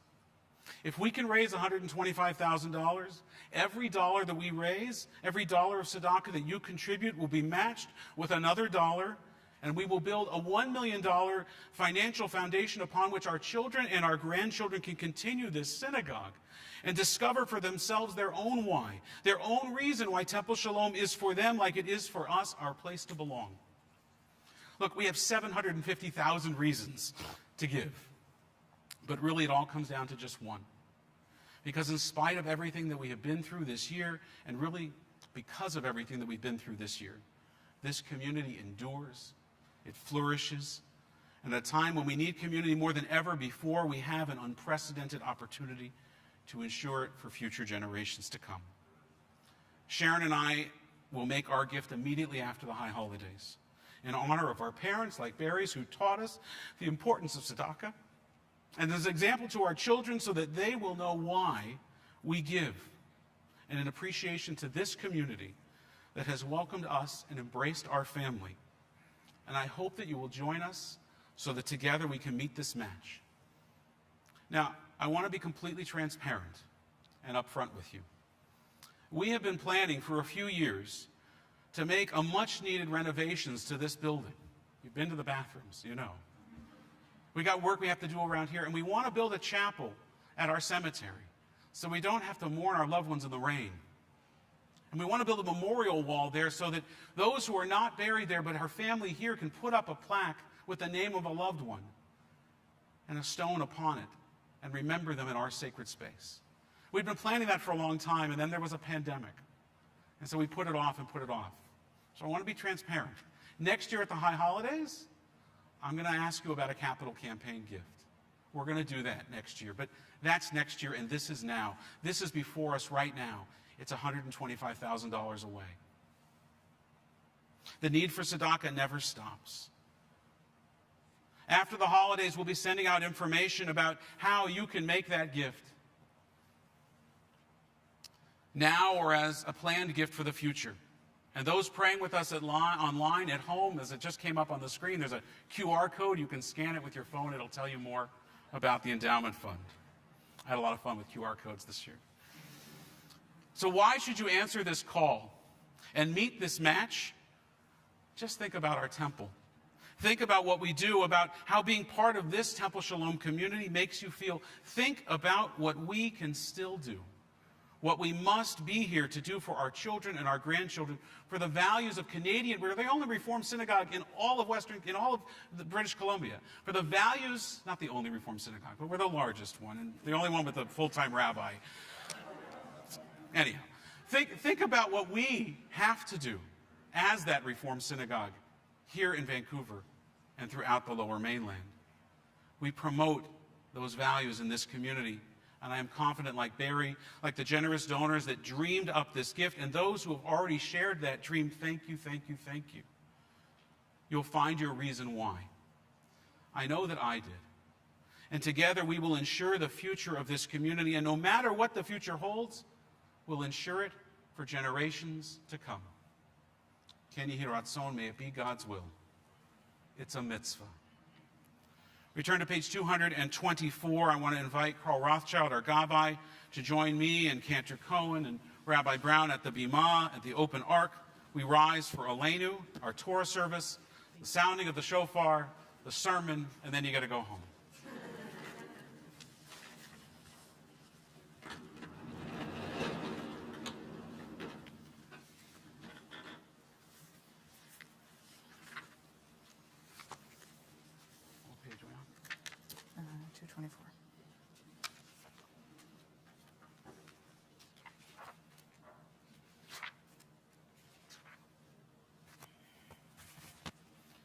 Avinu Malcanu, we stand in awe. We draw close in love. Avinu Malcanu, the power that passes through us and pervades all things. Avinu Malcanu, the divine that is present within and among us. Avinu Malcanu, Shema Kolenu. We speak this sacred truth aloud. Avinu Malcanu chatanu lefanecha. We stand as one accountable for our sins. Avinu Malcanu chamol alenu va'al olalenu v'tapenu. We yearn for true compassion for our children most of all. Avinu Malcanu kale dever v'cherev v'ra'av me'alenu. May we resist the ravages of illness, fear, and despair. Avinu Malcanu kale kol tsar umastin me'alenu. Let us summon courage to withstand our enemies. Avinu Malcanu kotvenu b'sefer chaim tovim. Let the goodness of this gift of life be engraved upon our hearts. Avinu Malcanu chadesh alenu shana tova. May we taste anew the sweetness of each day. Avinu Malcanu malei yadenu bibirchotecha. Let us wake up to the blessings already in our grasp. Avinu Malcanu chanenu va'anenu ki ein banu ma'asim. Aseh imanu tzedakah v'chesed v'choshienu. However small our deeds, let us see their power to heal. May we save lives through compassion, generosity, and justice.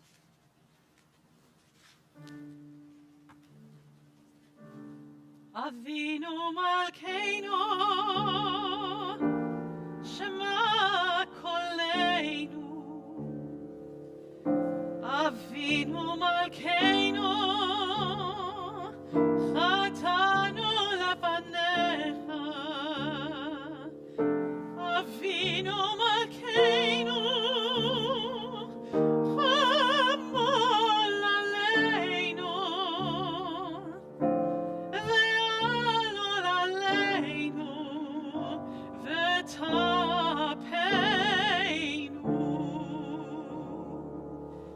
Avinu Malcanu, kalei dever v'cherev v'rav me'alenu. Avinu Malcanu, kalei kol tsar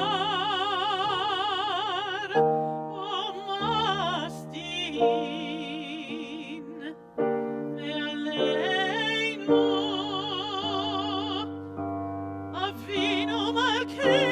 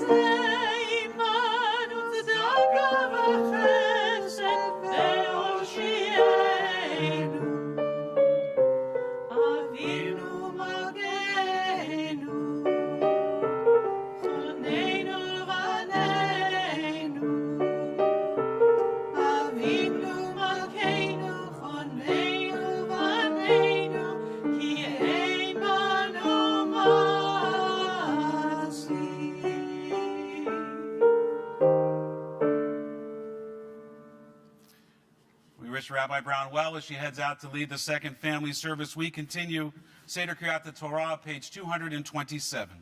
Ein Kamocha. Ein Kamocha Elohim Adonai, Ein Kemasecha, Malchutecha Malchut, Kol Olamim Umemshaltecha Bechol Dor Vador. Adonai Melech, Adonai Malach, Adonai Imloch, Leolam Vaed, Adonai Oz Le'amo Yiten, Adonai Yevarech et Amo V'Shalom, Av HaRachamim, Eitiv Avirtzoncha, Et Zion, Tivne Chomot Yerushalayim, Tivne Chomot Yerushalayim, Ki Becha Levad Batachnu, Melech El Ram Benisa, Adon Olamim. Page 228. Adonai, Adonai, El Rachum V'Chanun, Erech Apayim V'Rav Chesed V'Emet, Notzer Chesed La'alafim, Noser Avon V'Fesha V'Chata V'Nakeh. Adonai, Adonai, God, compassionate, gracious, endlessly patient, loving, and true, showing mercy to the 1,000th generation, forgiving evil, defiance, and wrongdoing, granting pardon. Shema Yisrael, Adonai Eloheinu, Adonai Echad. Shema Yisrael, Adonai Eloheinu, Adonai Echad. Echad Eloheinu, Gadol Adonenu, Kadosh v'Nora Shemo. Echad Eloheinu, Gadol Adonenu, Kadosh v'Nora Shemo. Gadlul Adonai iti uneromema Shemo yachdav. As we close the ark, please be seated. Because of COVID, we're not doing a hakafah, and we'll go right to the Torah reading.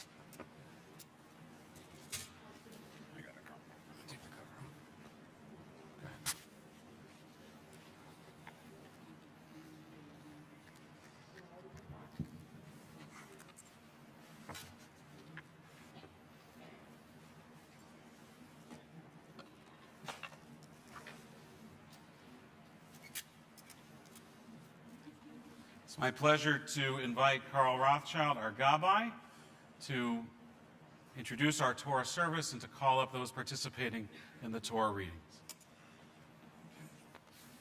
Before I begin, I'd like to share a vision with you. It's very simple. Close your eyes, and you see yourself on a bridge, high up. It's coming to the end of a day, and the stardust is glowing as it falls around you. You look backwards into the world of the past, and you see the lights coming on in a distant village. And you look to the other side of you, and you see a misty area with what looks like a gate. there's a yearning to go forward. And you turn in that direction to go forward. And as you do that, a voice booms out. Come forward. If you choose me, I will choose you. Come forward. You may open your eyes. Our Torah reading today is the classic for the date, which is the Amidah.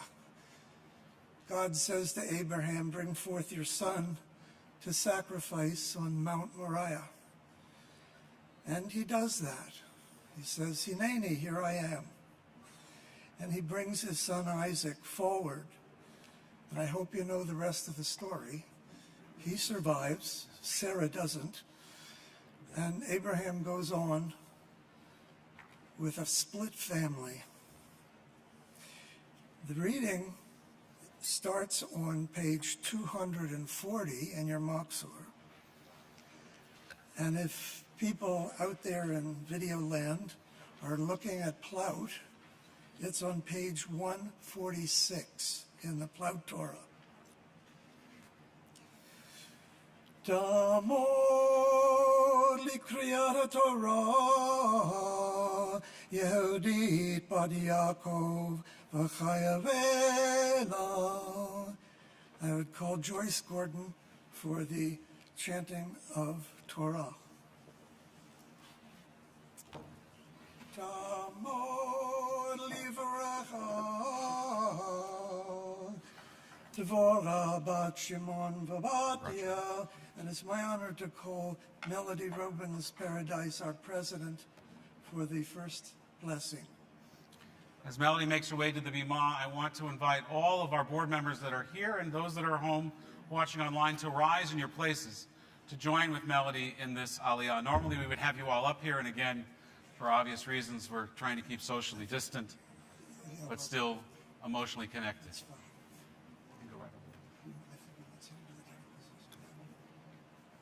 Go ahead. You can do that part.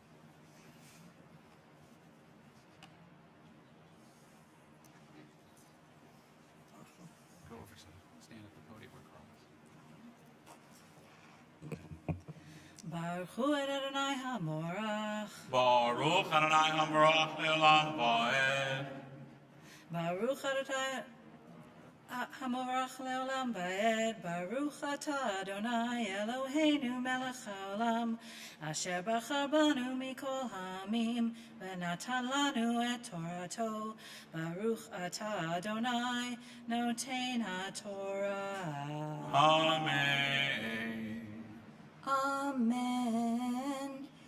Vayahi achar hadvarim ha'ele v'ha'elohim nisa et Avraham vayomer elav Avraham vayomer hineni vayomer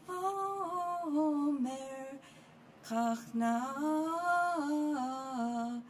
et bincha et yachidcha asher ahavta et Yitzhak velech lecha el eretz hamoria v'ha'alehu sham le'olah al achad heharim asher omar elecha vayashkem Abraham baboker vayachavosh et hamoro vayikach et shnei narav ito ve'et Yitzhak beno vayivaka atzei olah vayakom vayalech al hamakom asher amar lo ha'elohim bayom hashlishi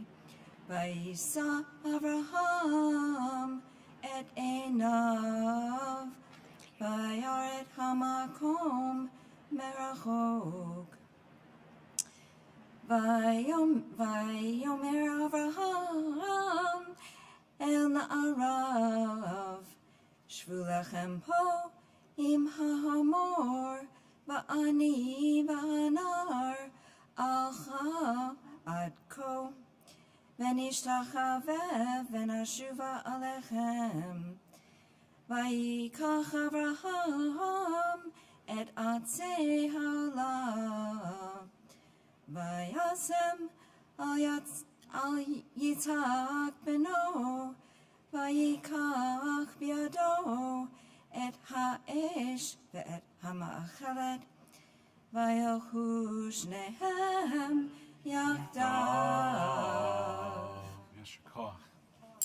Baruch atah Adonai Eloheinu melech haolam asher natan lanu Torah tamet v'chayei olam nata b'tochenu. Baruch atah Adonai noten haTorah. Amen. Those watching at home, when that last little bit was out of order, we're putting the entire Torah up on the screen for people to see. That was my fault. I had it out of order. I typed all of this, so made a few mistakes. More than a few. Carl, back to you. Alrighty. I think. Yamor livel Kriyat Torah Avraham ben Aharon v'Rivka. We call Leonard Glass for the second reading of Torah.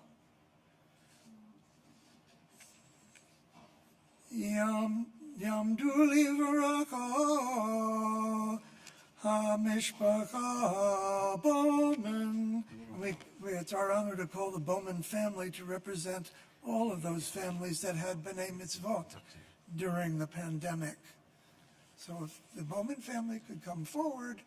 So as they make their way up here, as we've shared and many of you have experienced, my own family going through it as well, the idea that you had for your child's bar or bat mitzvah was not a pandemic and Zoom in your living room and grandparents far away and not able to cross a border, be it provincial or international. And so for all the families that went through that life moment in a way that they had never imagined in their lifetimes, we want to offer this Aliyah. And if you are here or at home and you had a Zoom bar mitzvah, it's a story to tell your grandkids. We invite you to rise as well in support of this experience. May it never happen again. Baruch Adonai Hamvorach. Baruch Adonai Hamvorach le'olam va'ed. Baruch Adonai Hamvorach le'olam va'ed. Baruch atah Adonai Eloheinu melech haolam asher bahar banu mikol ha'amim v'natan lanu et Torato.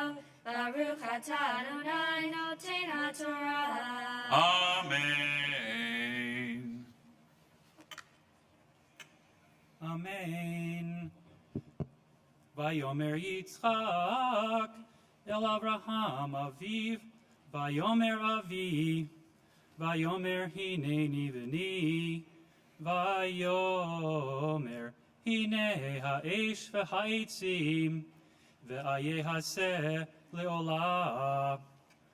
Vayomer Avraham Elohim Yer Elohaseh le'olah v'ni vayelchu shnehem yachdav vayavo el hamakom asher amar lo ha'elohim vayiven sham Avraham et hamizbeach vayakod et ha'itzim vayaroch et ha'itzim vayakod et Yitzchak beno vayasem oto al hamizbeach mima'al ha'itzim vayishlach Avraham et yado vayikach et hamachelet lishchot et beno vayikra elav malach Adonai min hashamayim vayomer Avraham Avraham vayomer hineni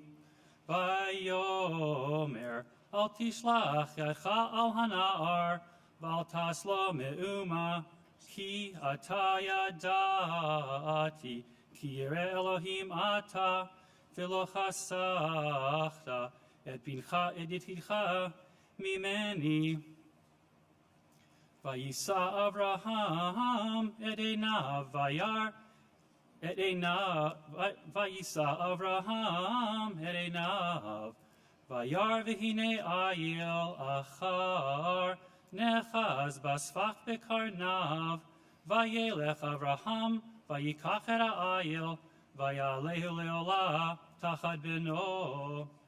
Vayikra Avraham, Shema makom hahu Adonai yireh, Asher ye'amer hayom, Behar Adonai Yera'eh. Beautiful, Len. Thank you so much. Thank you for the opportunity.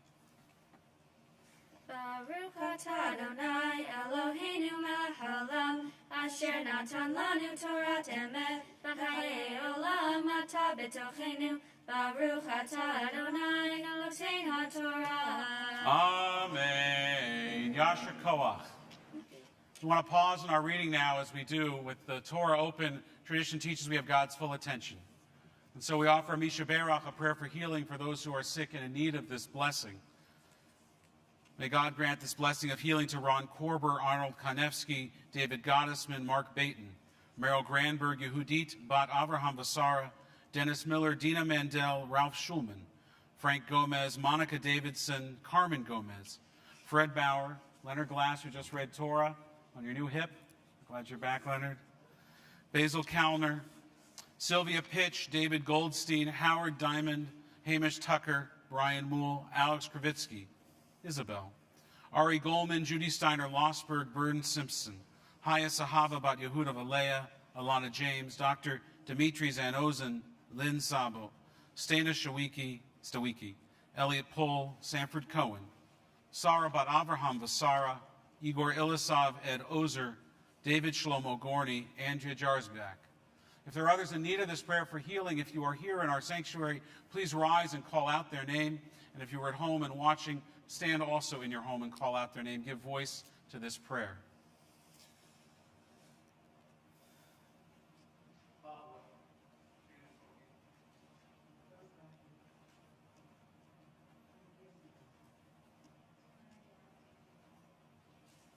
Colton Autumn Banford and Elaine Kleiner.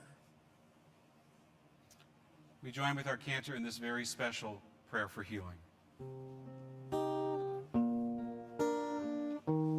are words taken from Psalm 147. Cry out to God, the healer, We have the broken a heart. blessing, a beat.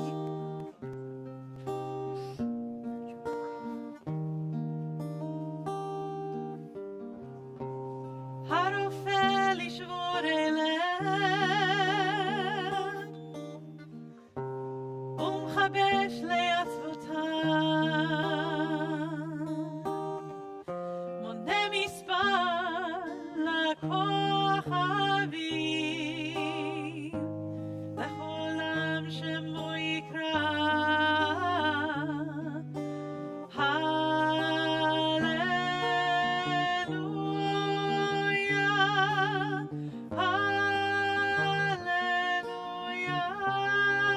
Hallelujah.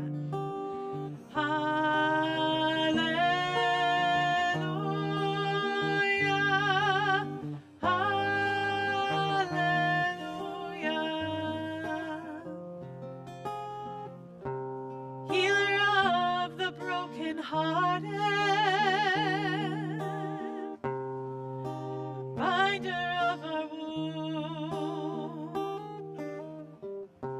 counter of uncountable stars. You know who we are.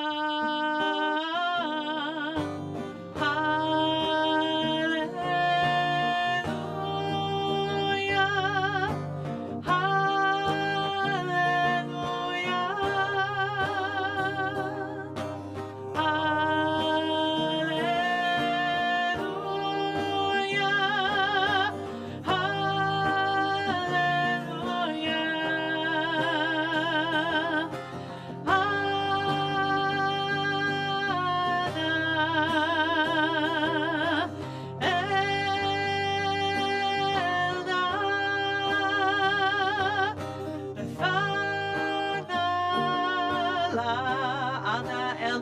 Ana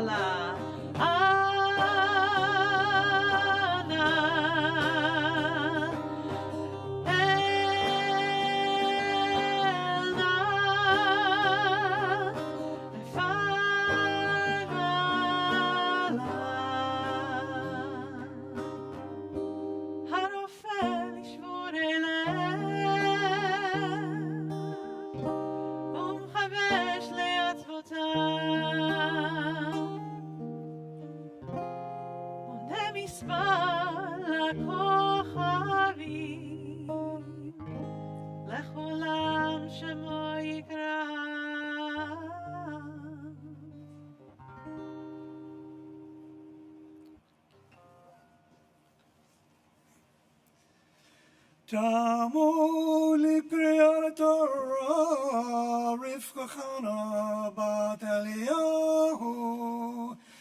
It's my honor to call Rachel Rubini for the third Aliyah and for the third reading, because the Aliyah is to be done by all of you out there who are new members of our congregation.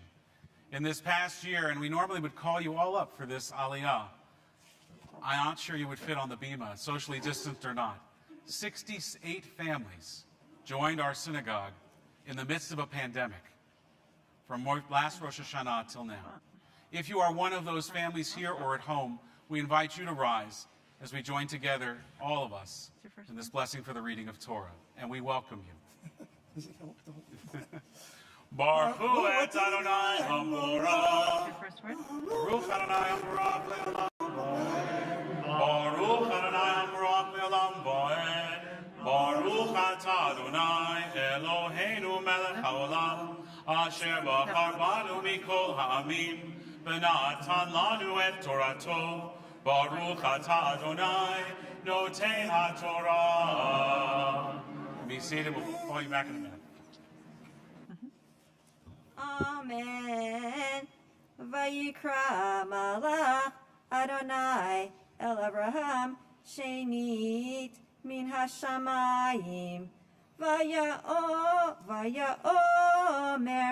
binishpati neum Adonai ki yan asher asita et hadavar hazeh velo chashachta et bincha et yechidecha, ki varech avarchecha, veharbe arbe et sarcha, kechachavei hashamayim, vechachol asher al sefat hayam, vayirash sarcha et sha'ar orvav, v'hitbaruchu bezarcha, kol Goyei haaretz ekev asher shamata bekoli vayashev Abraham el na'arav vayakumu vayalchu yachdav et be'er shava vayashev Abraham be'er shava. Yeshua. I'll invite those new members again to rise as we join together in the blessing after the reading of Torah. Baruch atah Adonai Eloheinu melech haolam asher natan lanu Torat emet v'chayei olam natan b'torchenu. Baruch atah Adonai noten ha'Torah.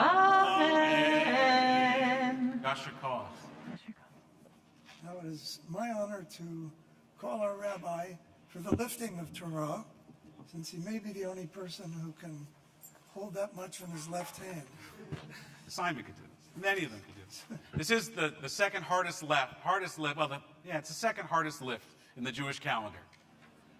Yeah. Maybe it's the first hardest lift. I'm not sure. But almost the entire Torah is on the left side here. So please rise in honor of Torah.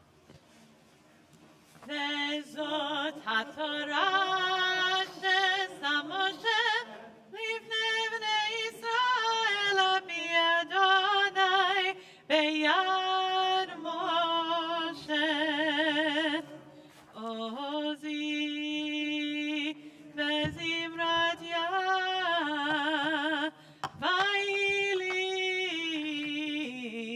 Lishua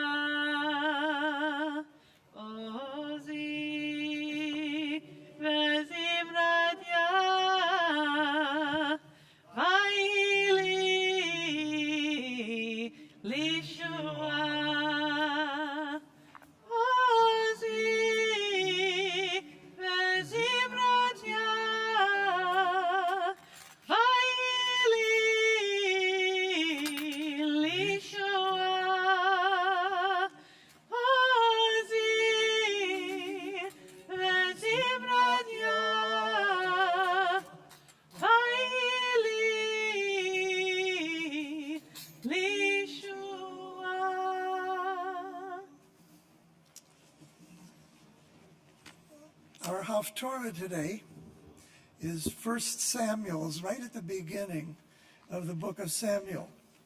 And in fact, it's the story of Samuel. And it starts off with Elkanah. And by the way, this is Marty's father's name, but it's a different Elkanah, I think. Anyway, Elkanah's got 2 wives, and one of them has already children and the other doesn't. And the one who doesn't is quite depressed. And she goes to the prophet and the priest, Eli, and is there praying and crying and is misunderstood as somebody who was drinking. She corrects the priest and says to him, if you grant me a pregnancy, I will make that child a Nazir for life.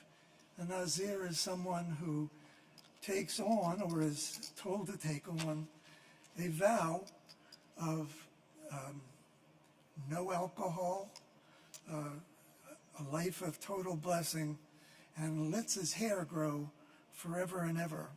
Anyhow, the child is Samuel, and Samuel is given over to the priest, and he is raised not only as a priest, but as a prophet, and is the first one, and very significant one. Yamod likriya Haftarah Menachem ben Elkanah v'Leva. And it's my honor to call Marty Billenkoff for the reading of Haftarah. Oh, Marty, there you are. Tamod livracha nitza bar Avraham v'Leah. And for the blessings before and after, Violetta Esquenazi.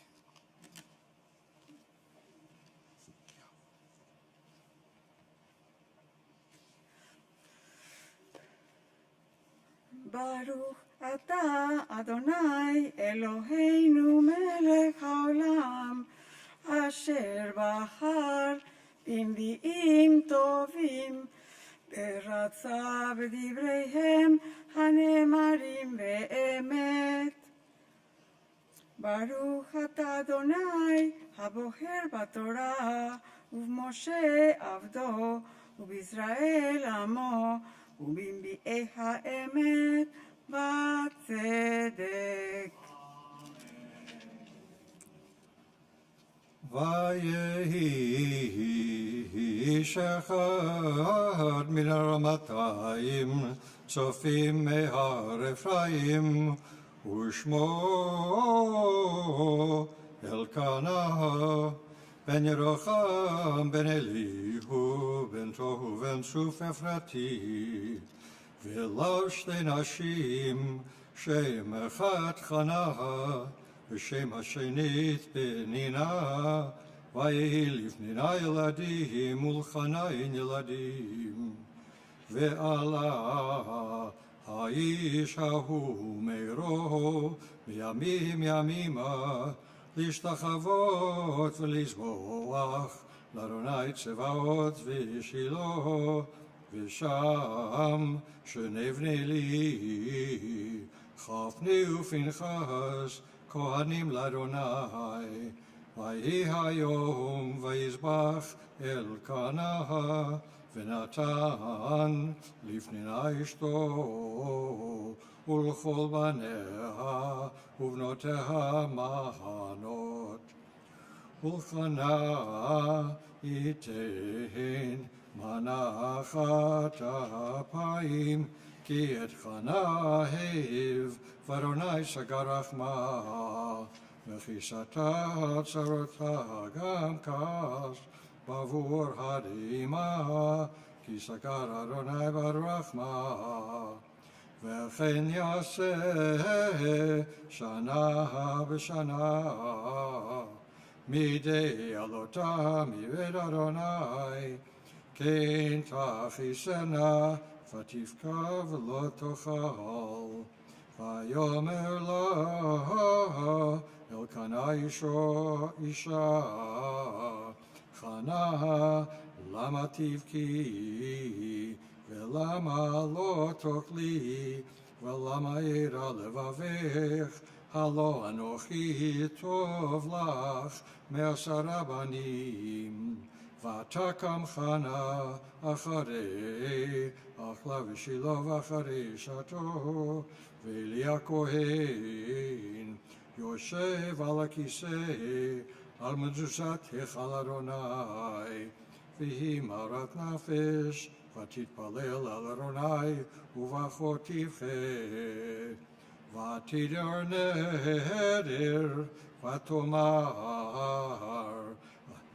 אדוני צבאות אמראו תראה בני אמתך וזכרתני ולא תשכח את אמתך ונתת למדך זרע אנשי ונתתיו לאדוני כל ימי חייו ומורא לא יעלל ראשו והיה כי הרבתה להתפלל לפני אדוני ולי שומר את פיה וחנה היא מרת נפש היא מדברת על ליבה רק שפתיה נאות וקולה לא ישמע ויחשבה אלי לשיכורה ויאמר אליה אלי עד מתי תשתכרין הסירי את עינך מעלייך ותען חנה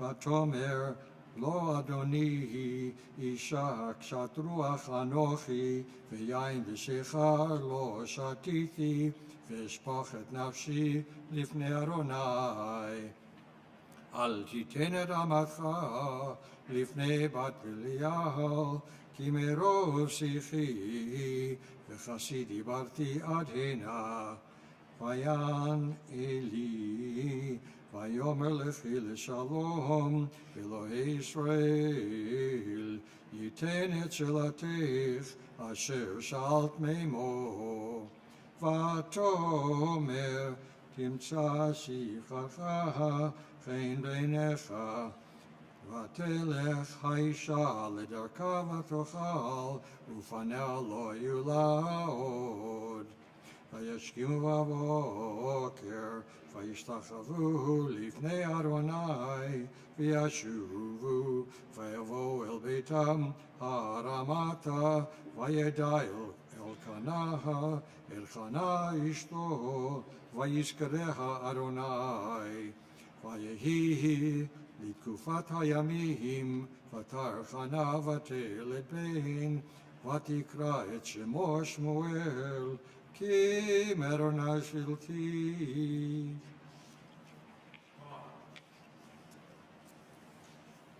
ברוך אתה אדוני אלוהינו מלך העולם צור כל העולמים צדיק בכל הדורות האל הנאמן האומר ועושה המדבר ומקיים שכל דבריו אמת וצדק על התורה ועל העבודה ועל הנביאים ועל יום הזיכרון הזה שנתת לנו אדוני אלוהינו לכבוד ולתפארת על הכל אדוני אלוהינו אנחנו מודים לך ומברכים אותך יתברך שמך בפי כל חי תמיד לעולם ועד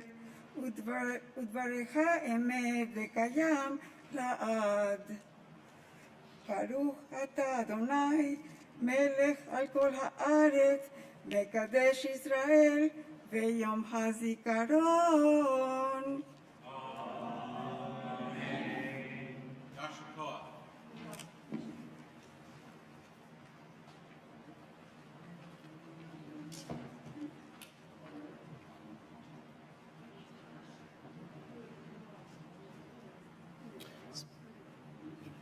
It's my pleasure to now invite members of our congregation to offer prayers for our congregation, for our country, and for the state of Israel.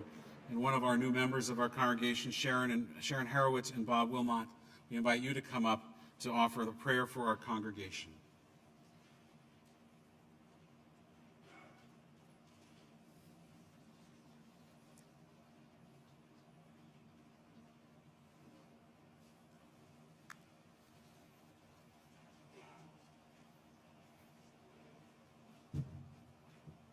You can remove your mask if you'd like.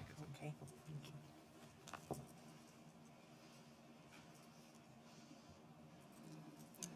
Prayer for our congregation. Eternal Presence, who blessed our mothers and fathers, bless this holy congregation, a house of study, prayer, and righteous deeds. Together we give thanks. For our leaders, those who learn, teach, and uphold the Torah, inspiring others to learn, teach, and uphold the Torah. Those who do the sacred work of building our community, may their service bring them joy, fulfillment, and purpose, and may they go from strength to strength. For our members, diverse in age, interest, and background, Jews by birth, Jews by choice, and those of other faiths who join with us, all who offer their time and talent, their love and commitment. For all who come here on this holy day of Rosh Hashanah to share the search for meaning and renewal, your presence is a blessing, your friendship is a gift. May the spirit of peace, dignity, and respect live within these walls, inspiring us to care for one another with compassion, and may we be a source of goodness, light, and healing for the world. May the one who blessed the generations before us bless us as we stand together this day, one congregation joined with all Jewish communities of the world through our prayers on this festival of the new year. Let us renew ourselves for the year ahead. Let us honor the precious legacy that is ours. Shana Tova. Thank you. Shana Tova. Shana Tova. It's my pleasure now to invite a past president of our congregation, Mike Coheen, to come forward to read the prayer for Canada. As Mike makes his way, as you may have heard, because I think I told everybody, our family became Canadian citizens this year. We had a Zoom ceremony also. After that, I sat down and I rewrote our prayer for Canada with the help of other colleagues across Canada. I'll never reference that I wrote it again, but I wanted to share with you its origin. Mike.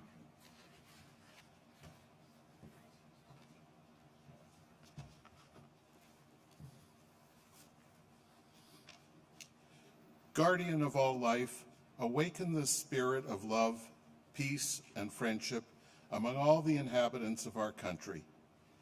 Purify our hearts from any hatred and enmity, any jealousy or prejudice. Plant wisdom and virtue in the hearts of our leaders, and may they govern with justice and compassion, so that Canada remains true to its values and stands as a strong model for other nations. Grant safety, courage, and resilience to the members of the Canadian Armed Forces and all peacekeepers. May they be blessed with wisdom and justice as they carry out their duty to protect our home and native land. Teach us to give thanks for what we have by sharing it with others. Keep us alert to the care of this country's natural resources and help us appreciate the plurality of Canadian ways of living and our many paths forward seeking meaning. We acknowledge and express gratitude to the land on which we live, pray and serve our community, which is the traditional, ancestral, and unceded territory of the Coast Salish people, whose presence here reaches back to time immemorial. We are grateful to have the opportunity to freely worship on this territory, and we ask your blessings upon it and upon us. And let us say, Amen. Amen. Shana Tova. Shana Tova, Mike.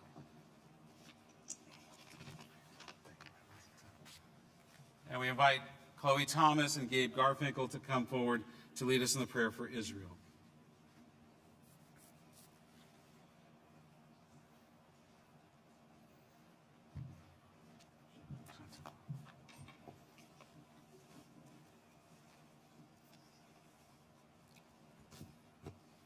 Avinu, you who are high above all nation states and peoples, Rock of Israel, the one who has saved us and preserved us in life.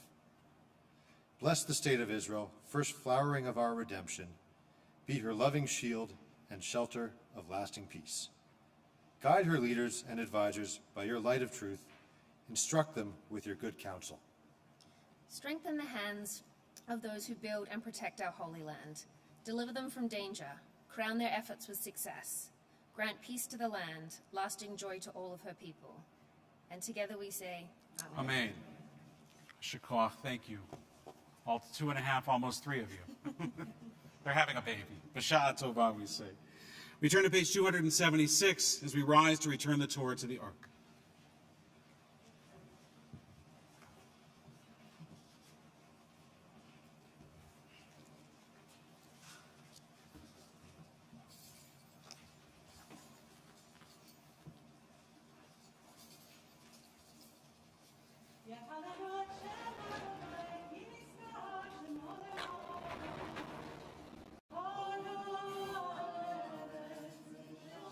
Shamayim Yorem Keren le'amo Tehila lechol chasidav Livnei Yisrael Am kerovo Hallelujah Hallelujah Ki lekachov natati lachem torati al tazovu Etz chaim hi למחזיקים בה בתומכיה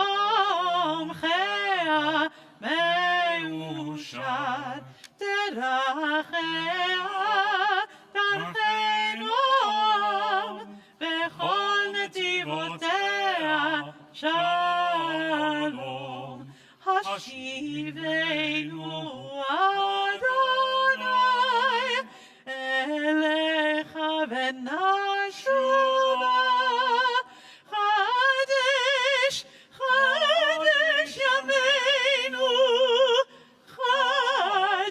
ימינו כקדם. We're going to leave the Ark open as we invite our Baal Tekiyah, Gordon Cherry, to join us here on the Bima for the sounding of the Shofar. Thank you, Croc. Yes. He's coming. Cantor Carl's going to do the calls. Great. Yeah. Just those. All 3 of these. Okay. Bobby's not here, right? I didn't see her? No, okay. Okay.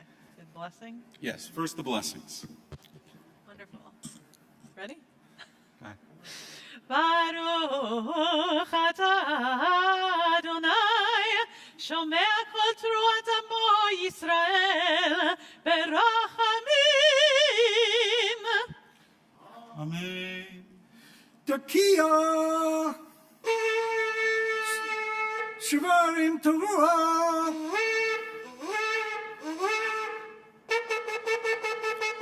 Tekiah, Tekiah, Shvarim, Tekiah, Tekiah, Torah, Tekiah Gadulah.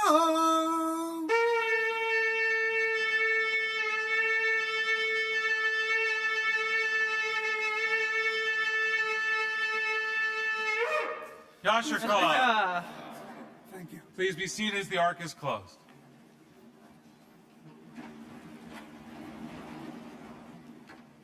Thank you, Carl.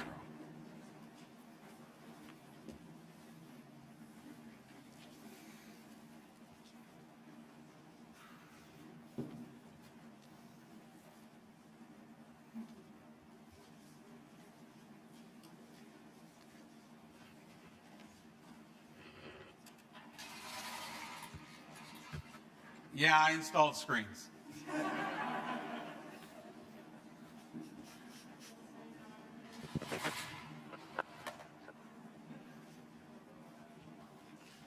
The button ones were more expensive. We'll see how we do on the appeal. Shana Tova.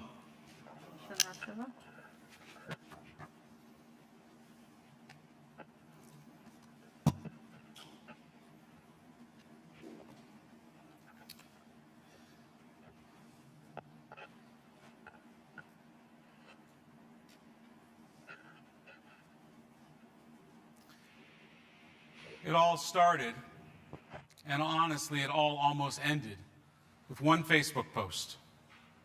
One seemingly innocent comment, and all of a sudden you discover that you've started World War III.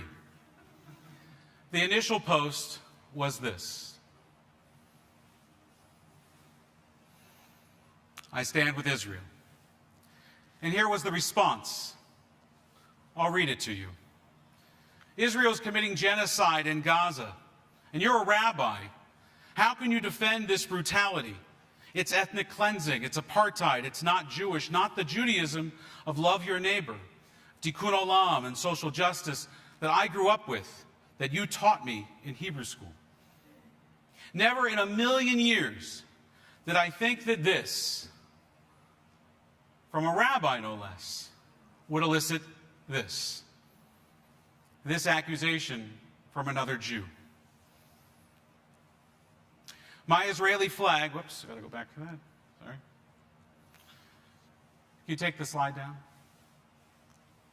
My Israeli flag, I stand with Israel post, and his accusation of genocide came during the first days of the Israeli bombing of Hamas in Gaza, in response to the daily rocket fire in Tel Aviv in southern Israel this spring, which, of course, was a response to the pending legal decision on a property dispute and potential eviction of Palestinian homeowners in the neighborhood of Sheikh Jarrah near Jerusalem, which was an outgrowth of the decades-long settlement enterprise of Israeli citizens in pre-1967 Palestinian lands, which was an outcome of the Six-Day War, a massive attack by all of the surrounding Arab countries, hell-bent and sworn to push the Jews into the sea and to wipe Israel off the map, which was given the hope of nearly 2,000 years with the end of British colonialism, the vote of the United Nations, in the shadow of the Shoah, of the Holocaust,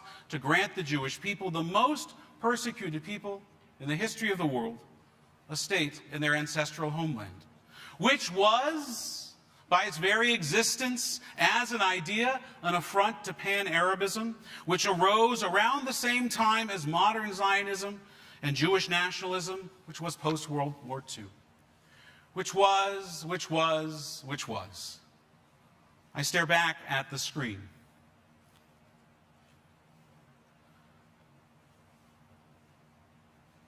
And I start to write back. Apartheid, ethnic cleansing, genocide. Really? Really? You think Israel is committing genocide? Think about your words.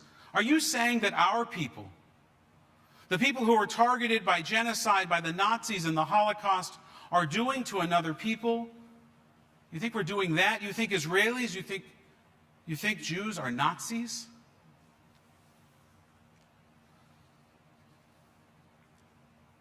Delete, delete, delete, delete. Ever hear of Godwin's law? It says that as an online discussion grows longer, the likelihood of a comparison involving Nazis or Adolf Hitler becomes a near certainty.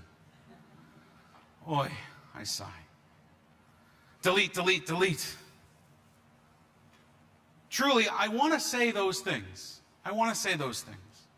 It's how I feel, but this is about so much more than me or one rabbi's sensitivity to being associated with genocide. There is a much bigger challenge here. We can't dismiss it. Just that morning, I read a letter written by 90 rabbinical students, a number that represents 20% of all of the students studying to become rabbis in the non-Orthodox movements in North America. The conservative, the reconstructionist, the reform, the renewal. They'll be serving congregations in Canada and the United States within 5 years. The letter spoke from the heart about the suffering of the Palestinian people, and these soon-to-be rabbis accused Israel, and I'm quoting, of violent suppression of human rights and apartheid toward the Palestinians. The letter condemned Israel's conduct, but made no mention of Hamas, of the fact that Israel was under attack, or of its enemies' explicit intent to destroy Israel. Though Israel is the homeland of more than half the Jewish people in the world, the future leaders of Jewish communities of North America did not express empathy towards Israel at all. They made no mention of the ever-present anti-Semitism that is all over social media, evident in beatings and in murders of Jews around the world. Heard even in slogans that are chanted at the very same rallies linked to their progressive ideology. Rallies claiming to be pro-Palestinian, pro-human rights, pro-inclusion, but which traffic in public calls to kill the Jews and push them into the sea so that Palestine can be free. So I checked the profile again. The guy who wrote it, his name is Michael. He's 27 years old. He's a university graduate, socially progressive. I look at his page on Facebook. Black Lives Matter, climate emergency, rainbow banners adorn his page. He's a former student of mine. I did his bar mitzvah. And it's notable that he Facebook friended his childhood rabbi. I want to ignore Michael's post and that letter. As psychologist Adam Grant teaches in his book, Think Again, you are never going to win an emotional argument with rational facts and talking points. But this is not about winning or losing. This is about hearing our next generation of Jews and Jewish leaders. This is about harnessing their passions for justice that come from their Jewish values, values that we taught them right here, and working towards something positive. A recent Pew Research Center study found that Jews under 35 are far less likely to support Israel than those older. And another study found that 1/3 of American Jews believe Israel is an apartheid state. And that 1/4, 25% of Jews believe that Israel is committing genocide against the Palestinians. The generation that has had so many opportunities to visit Israel, the generation that has so many opportunities to make connections with Israelis, the generation of birthright chips, they of all generations, they think Israel is guilty of genocide. If I had hair, I would pull it out. But let me ask you the question, because we can't dismiss it. We can't ignore it. We have to ask this. It's arguably the most divisive moment amongst the Jewish people right now since the destruction of the Second Temple. And so here's the question. Do we walk away? Do we walk away from this generation of Jews? Do we walk away from Michael? Do we excommunicate those rabbis? This is familiar territory for us. We have been living these fissures in our social fabric for years. Left versus right, progressive versus conservative, Trumpers versus never-Trumpers, climate changers versus climate hoaxers, vaxxers versus anti-vaxxers, and this one, this seemingly unbridgeable divide, it's right here. It's in this house. It's in this community. There is a teaching in the Talmud. There are many teachings in the Talmud, of course, but this teaching is so relevant to this moment, this dilemma. And it deals with who can approach the Holy Temple in Jerusalem and by what direction they should approach the temple, from the right side or the left side. And this is what the Talmud teaches. Everyone who enters the Temple Mount entered from the right side and went out on the left, except those people to whom something had happened. They entered from the left and went out on the right. Now the rabbis of the Talmud ask, what kind of people entered from the left? They instruct us by saying, ask them, why do you enter from the left? And if the person answers because I'm a mourner, remember, it's something that happened to them. If the person answers because I'm a mourner, you comfort him. And if the person answers because I am excommunicated, you say to him, may he who dwells in this house inspire you to draw near again. Did you catch that? Because it's remarkable.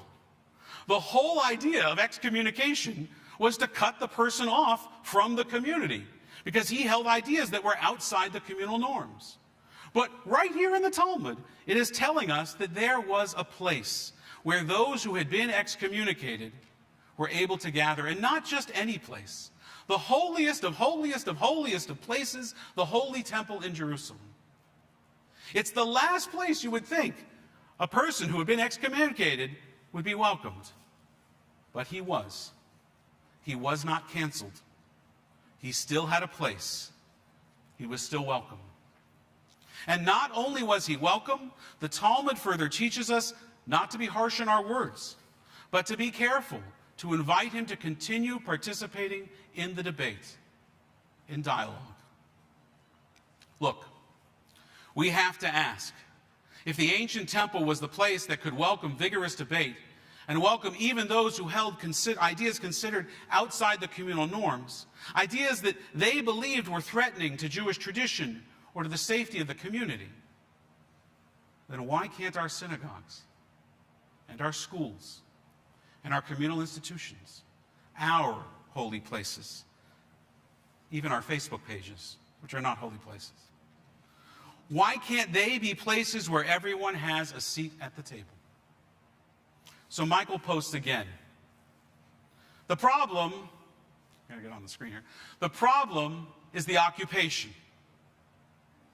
Now, I'm still processing being associated with Nazi genocide, but I guess we're moving on. Rabbi, he writes, I was on a birthright trip. And then I stayed after and saw the real Israel. I want to love Israel, I really do, but I saw with my own eyes that Israel uses laws, intimidation, and violence to suppress and oppress the Palestinian people. And that's apartheid. We can't do that to another people what we want. We cannot do to another people what we would not want done to ourselves. You taught me that. Wow. He was really paying attention in religious school. Now, the Torah says you must have one law for one people. It's called Mishpat Echad. There are no exceptions. This is the quote.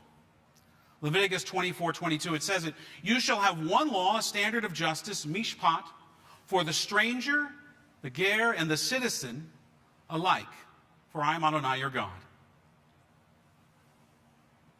Israel doesn't always live up to that standard. And that is why I support the Israel Religious Action Center of the Reform Movement. The work that it's doing to combat racism and fighting every day for a shared and equal society between Jews and Arabs in Israel. And so I start to write back. Israeli Arabs are citizens. They have a right to vote enshrined in the law, serve in the government, military, judiciary, all aspects of Israeli life. That's nothing like South African apartheid. It's not even close. You can love something that is imperfect. If not, we'd never love at all. Israel has serious internal problems, but it's not just with Arabs. Israel has problems around the role of the non-Jew in Israel, the role of the non-Orthodox Judaism in Israeli society. And that's not apartheid. Michael's arguments, they're hard to hear. I love Israel, and sometimes Israel does things that make me cry. And so does America, and so does Canada. Michael's arguments, they are hard, and really that's the thing. This debate that we are having, me and Michael, you and your kids, your friends, it's not really about Israel or the Palestinians. It's about us. We are talking about our Judaism, our Jewish identity, our Jewish values, which are inseparable from Israel. And we want it that way. We want it that way. Our Torah tells us, if I forget thee, O Jerusalem, may my right hand lose its cunning. And so I come back to the question, do we walk away from the Michaels? Are we so polarized that we can't make space for those that we strongly, passionately disagree with? Will this be the end of Jewish community? Our history teaches us that the greatest calamities that have befallen our people were the result of sinat chinam, our senseless hatred of each other. Greater than any existential threat to Jewish existence except the Shoah has been our internal conflicts. We see it all around us. It's happening again. It's happening right now in Jewish communities across the globe. It can happen here. We are turning on each other yet again. This issue, this uncivil civil war between us, this is the greatest threat to the Jewish people today. It's not anti-Semitism. It is not Iran. It is not assimilation or intermarriage. It is Jews giving up on Jews. And we cannot let that happen.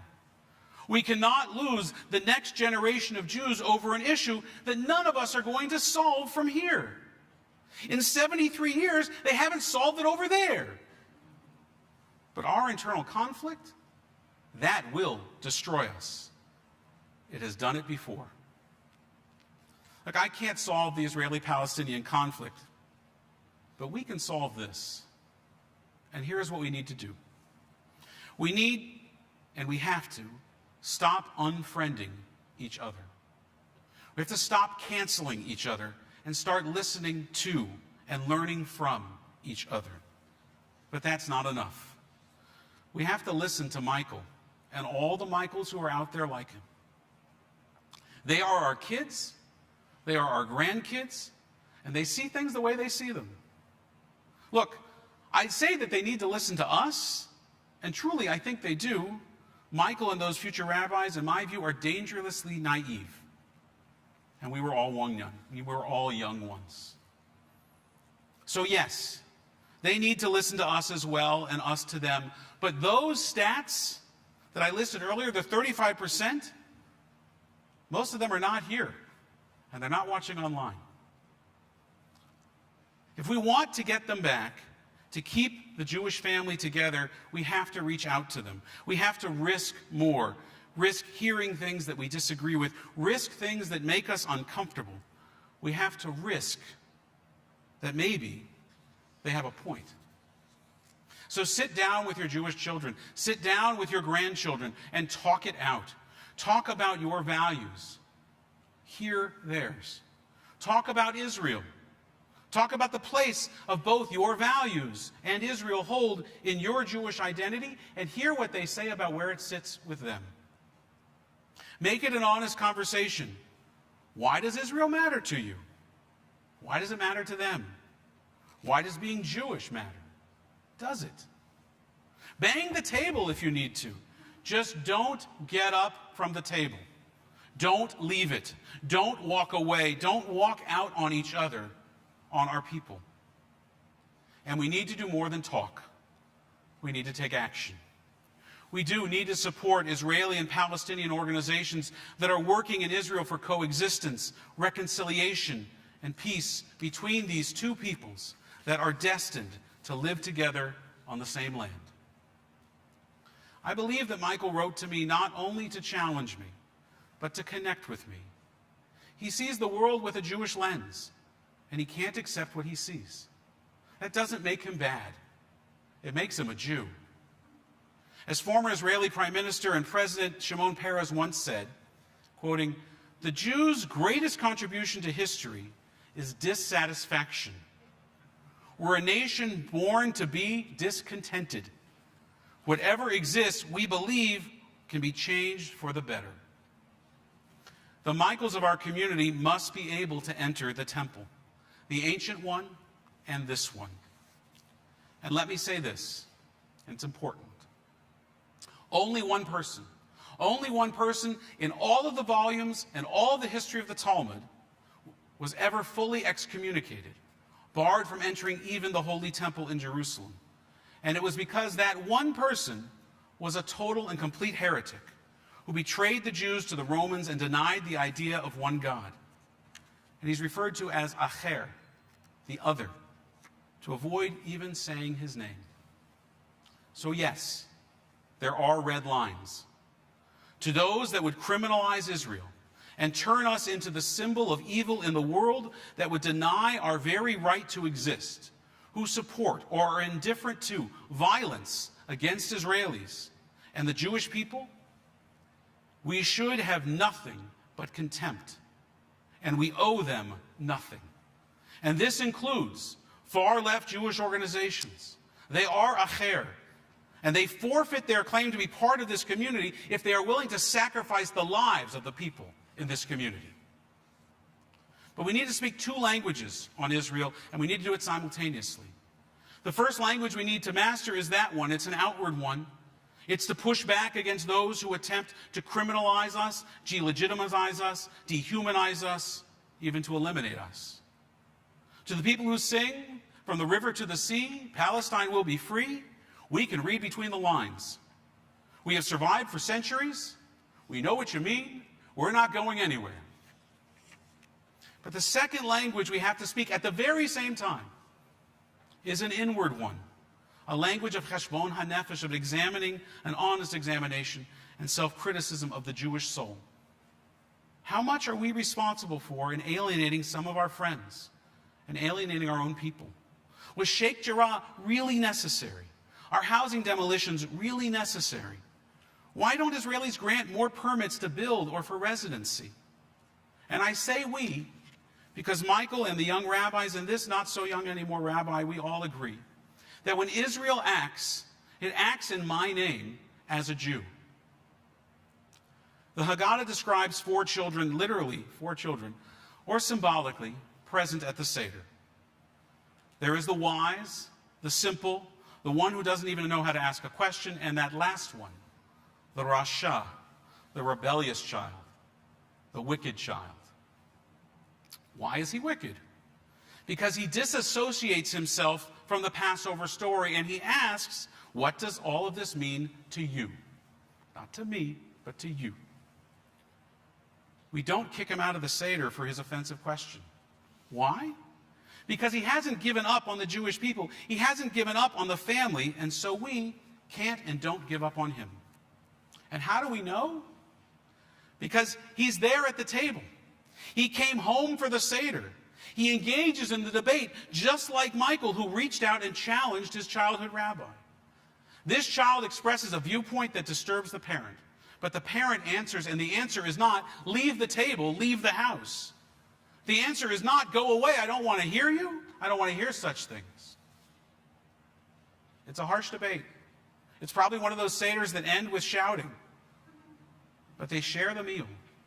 And they are all still there at the table at the end when the afikomen is taken out and eaten, and when we open the door to welcome Elijah the prophet, the hope of redemption and peace and reconciliation that he represents. All 4 children are still there, as is the rest of the family. And if out of anger, if out of frustration or contempt, they stop coming, or if out of anger, frustration, or contempt, we stop inviting them, we will have once again done to ourselves what our enemies have been trying to do to us for generations. Godwin's law aside, that too must never happen again. Talk. Don't walk. Don't walk away. I say that to myself. I say that to Michael. I say it to all of us. And so I write one more message on the screen. See you at the Seder. He writes back, huh? I write back, just come and we'll talk. Shana Tova.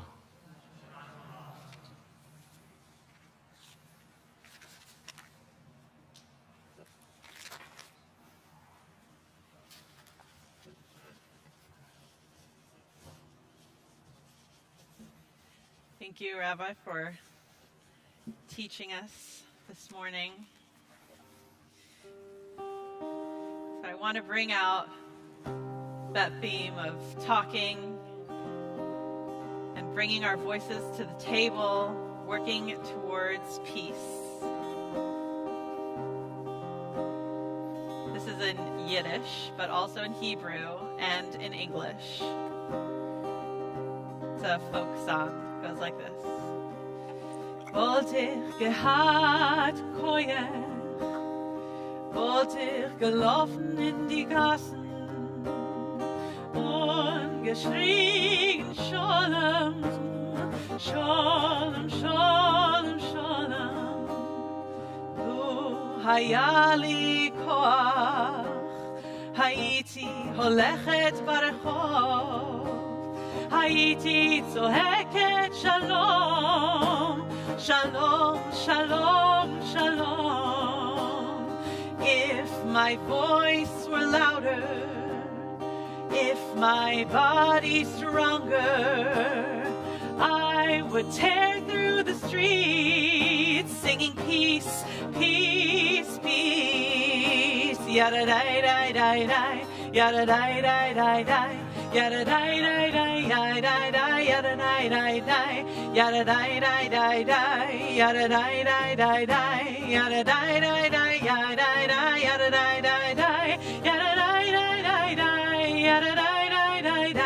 yada da da da da, yada da da da, yada da, yada da da da, yada da da da da, yada da da da da, yada da da da, yada da da da, yada da da da da, yada da da da da, yada da da da, yada da, yada da da da, yada da da da da, yada da da da da, yada da da da, yada da, yada da da da, yada da da da da, yada da da da da, yada da da da, yada da, yada da da da, yada da da da da, yada da da da da, yada da da da, yada da da. If my voice were louder, if my body stronger, I would tear through the streets singing peace, peace, peace.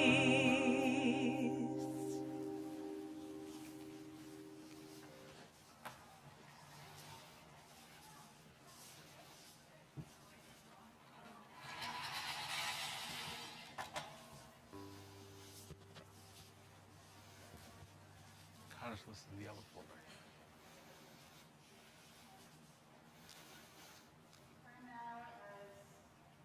We prepare for the conclusion of our service to Elenu on page 286. Please rise. עלינו לשבח לאדון הכל, לתת גדולה יוצא בראשית, שלא עשינו כגויי הארצות ולא שמנו כמשפחות האדמה, שלא שם חלקנו כהם וגורלנו ככל המונם, ואנחנו קוראים ומשתחווים ומודים לפני מלך מלכי המלכים הקדוש ברוך הוא. ונאמר והיה אדוני למלך על כל הארץ ביום ההוא, ביום ההוא יהיה אדוני אחד ושמו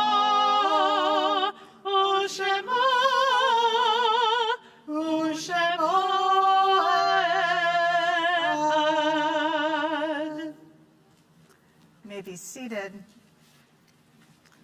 So our thoughts turn to memory and to our loved ones whom we miss, of course, at this time. We share the name of those for whom we are in a period of Shloshim and marking yahrzeit, and I invite you, if you are here in our sanctuary or at home, to please rise in your place as I read the name of your loved one. We are in Shloshim for Nancy Bobat, Alan Feldman, Minnie Karlinski, Rodolfo Kligman, Phil Kreitner, David Romney, and Anna Shapiro. And we mark yahrzeit this week of Penina Louise Bloch, Jacob Bowman, Isidore Cherry, Abraham Chodos, Oscar Coheen, Laverne Davidon, Romulo Denozi, Sylvia Eibschutz, Otto Rudolph Fiedler, Nathan Fielder, Terry Fuchs, Helen Glazer, Albert Goldstein, Sidney Hendon, Rita Kagan, Shelley Karp Zelsman, Leah Gola Kipnis, Richard Kuchwarsk, Maurice Lerman, Victor Levy, Denise Lotwin, Sylvia Miller, Mark Mintz, Emil Nemirovsky, Isaac Penn, Malka Penn, David Pohl, Goldie Rivers, Lola Rodberg, Patricia Rogers, Gershon Schaefer, Samuel David Schaefer, Harold Shatsky, Alan Sheftel, Harold Sobel, Linda Stanton, Milton Stein, Rolf Svarding, Herb Tapley, Carol Tilbury, and Jack Wilmot. There are others saying Kaddish. If you would rise and share the name of your loved one at this time.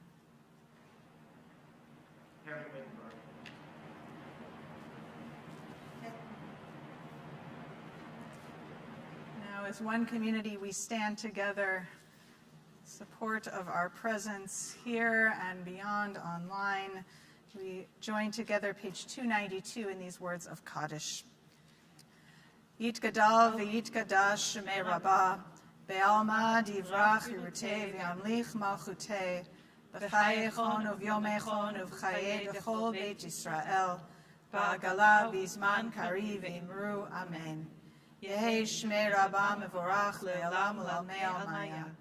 Yitbarach v'yishtabach v'yitpa'ar v'yitromam v'yitnaseh. V'yitadar v'yitaleh v'yitalal shmei d'kudsha barichu. Le'ela u'le'ela min kol birchata v'shirata. Tushbechata v'nechamata. Da'amiran ve'alma v'imru amen. Yehei shlam arab amin shemaya. V'chaim aleinu ve'al kol Yisrael v'imru amen. Oseh shalom b'mromav. Hu ya'aseh shalom. Elenu ve'al kol Yisrael, ve'al kol yoshvei tevel, v'imru, amen. Yizichronam livracha, may their memories always be a blessing, as we say together, amen. Amen. We want to invite Lisa Martz to join us again to share some words of announcement. Maybe as she's coming up, Rabbi Dan, do you have the car? The what? The car. Oh, yes, sorry. One other announcement. This time, no running. One second, Lisa. One moment, sorry. We just need to ask if you're the owner of an Audi plate MA293D to see Dimitar outside, please. Okay. Lisa. Dimitar's our head of security. Our security, yeah, in the yellow jacket. Thank you. Please be seated.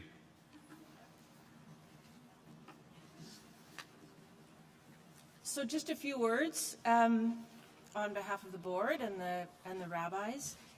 Thank you to those who helped make this service possible. A special thank you to Ira Jordison. Turn and look at this man who has made the past year and a half possible, who's worked tirelessly for months to set up all the sound, cameras, and computers that have made it possible for so many to view these services from home and to hear them in the sanctuary. Next to him, thank you to Levi Moskowitz, who runs the on-screen prayer slides, making sure that we are all literally on the same page, and who was literally born to do that job. Also, an extra special thank you to our music specialist, Annette Kozecki, who I've been watching through the windows, who led our family services today, and Alexis Rothschild and Sean Gold, who provided for the new family Machzorim in honor of their grandchildren, Skylar and Max. Thank you to Joyce Cherry and all of the Temple Shalom musicians and singers. Weren't those singers wonderful? Who, working with Cantor Cohen, contributed their talents to these special musical settings for our prayers. We are blessed by your abilities and generosity. A huge thank you to Laura Rosenthal, who's scurrying around outside, never sits down, Kathy Lowenstein, Nama Telias, Megan McKinnon, Nicole Harris, Yael Schechter, Elaine Hochstad, Jen Jaffe, Tammy Gabai, Dimitar and Melina Ivanov, and Bernie Klar for all you did and continue to do to make our temple and facilities ready for these high holy days. Thank you to our Gabbai this morning, Carl Rothschild. Tashlich is at Kitts Beach at 4:30. What a beautiful afternoon for that. You do not need to pre-register for the services, but you did for the box dinner. Data registration is now closed. Project Isaiah is back. Jewish Family Services Vancouver and Jewish Women International BC are planning their annual food drive to fill up the Jewish Food Bank's pantry. This year is a return to the usual format. Please drop off your bags of healthy food, particularly proteins like nut butters, canned fish, lentils, and beans at the temple starting tomorrow. Last year, Temple Sholom collected more pounds of food than any other synagogue in Vancouver. We've heard that Rabbi Rosenblatt from Sharet Tzedek and Rabbi Infeld from Beth Israel have redoubled their efforts to take the title from us, but we are not going to let that happen. The Jewish Food Bank is now serving over 950 people every week. 22% of food bank clients are children, 28% are seniors. Everything makes me cry. You can also give to the food bank online. Those watching at home can use your phone right now. Look at that. You can point your phone at the screen and the QR code will take you to the food bank site to make a tzedakah donation. I don't imagine any other synagogues are doing that. Second day Rosh Hashanah services, that's tomorrow, Wednesday at 10 a.m. Pre-registration is required, but it's not too late. You can still sign up. Services will, of course, be available via streaming as well. It is Jewish custom to visit the burial place of our loved ones between Rosh Hashanah and Yom Kippur. This year, that observance will take place on Sunday, September the 12th, at the Temple Sholom Cemetery at 11 a.m. A reminder to please make your half-shekel campaign tzedakah donation. Every High Holy Days, we ask all adult members to contribute a modern half-shekel, $54, to support the food, Kaddish lunches, Oneg Shabbats, and other special meals and gatherings that make Temple Sholom such a warm and welcoming place to belong. You can make your donation online by scanning the QR code on the screen or responding to the email that will come after Rosh Hashanah. Finally, we hope you enjoy the apples, honey sticks, and small round challah that are going to greet you as you leave the sanctuary that were made possible by the Half Shekel Fund. You're welcome to enjoy them today with others in our Sholom garden or to take them with you as you leave the building. We have to only ask that you do not congregate with one another in the building while having your sweet nosh. We'll do that next year. Shana Tova.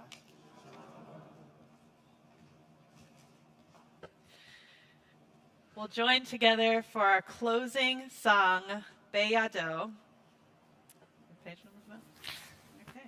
Joined by our High Holiday singers. Please rise.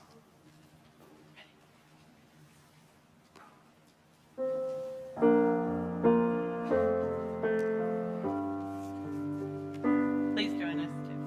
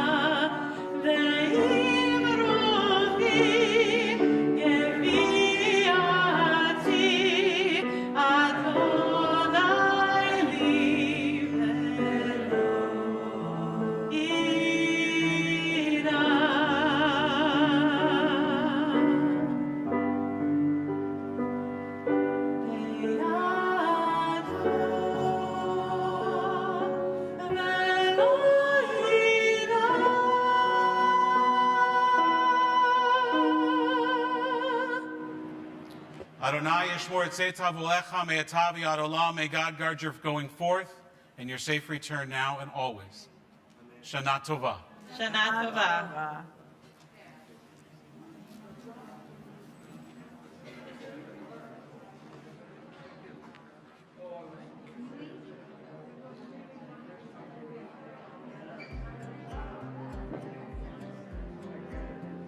We give because I was taught that's part of being Jewish.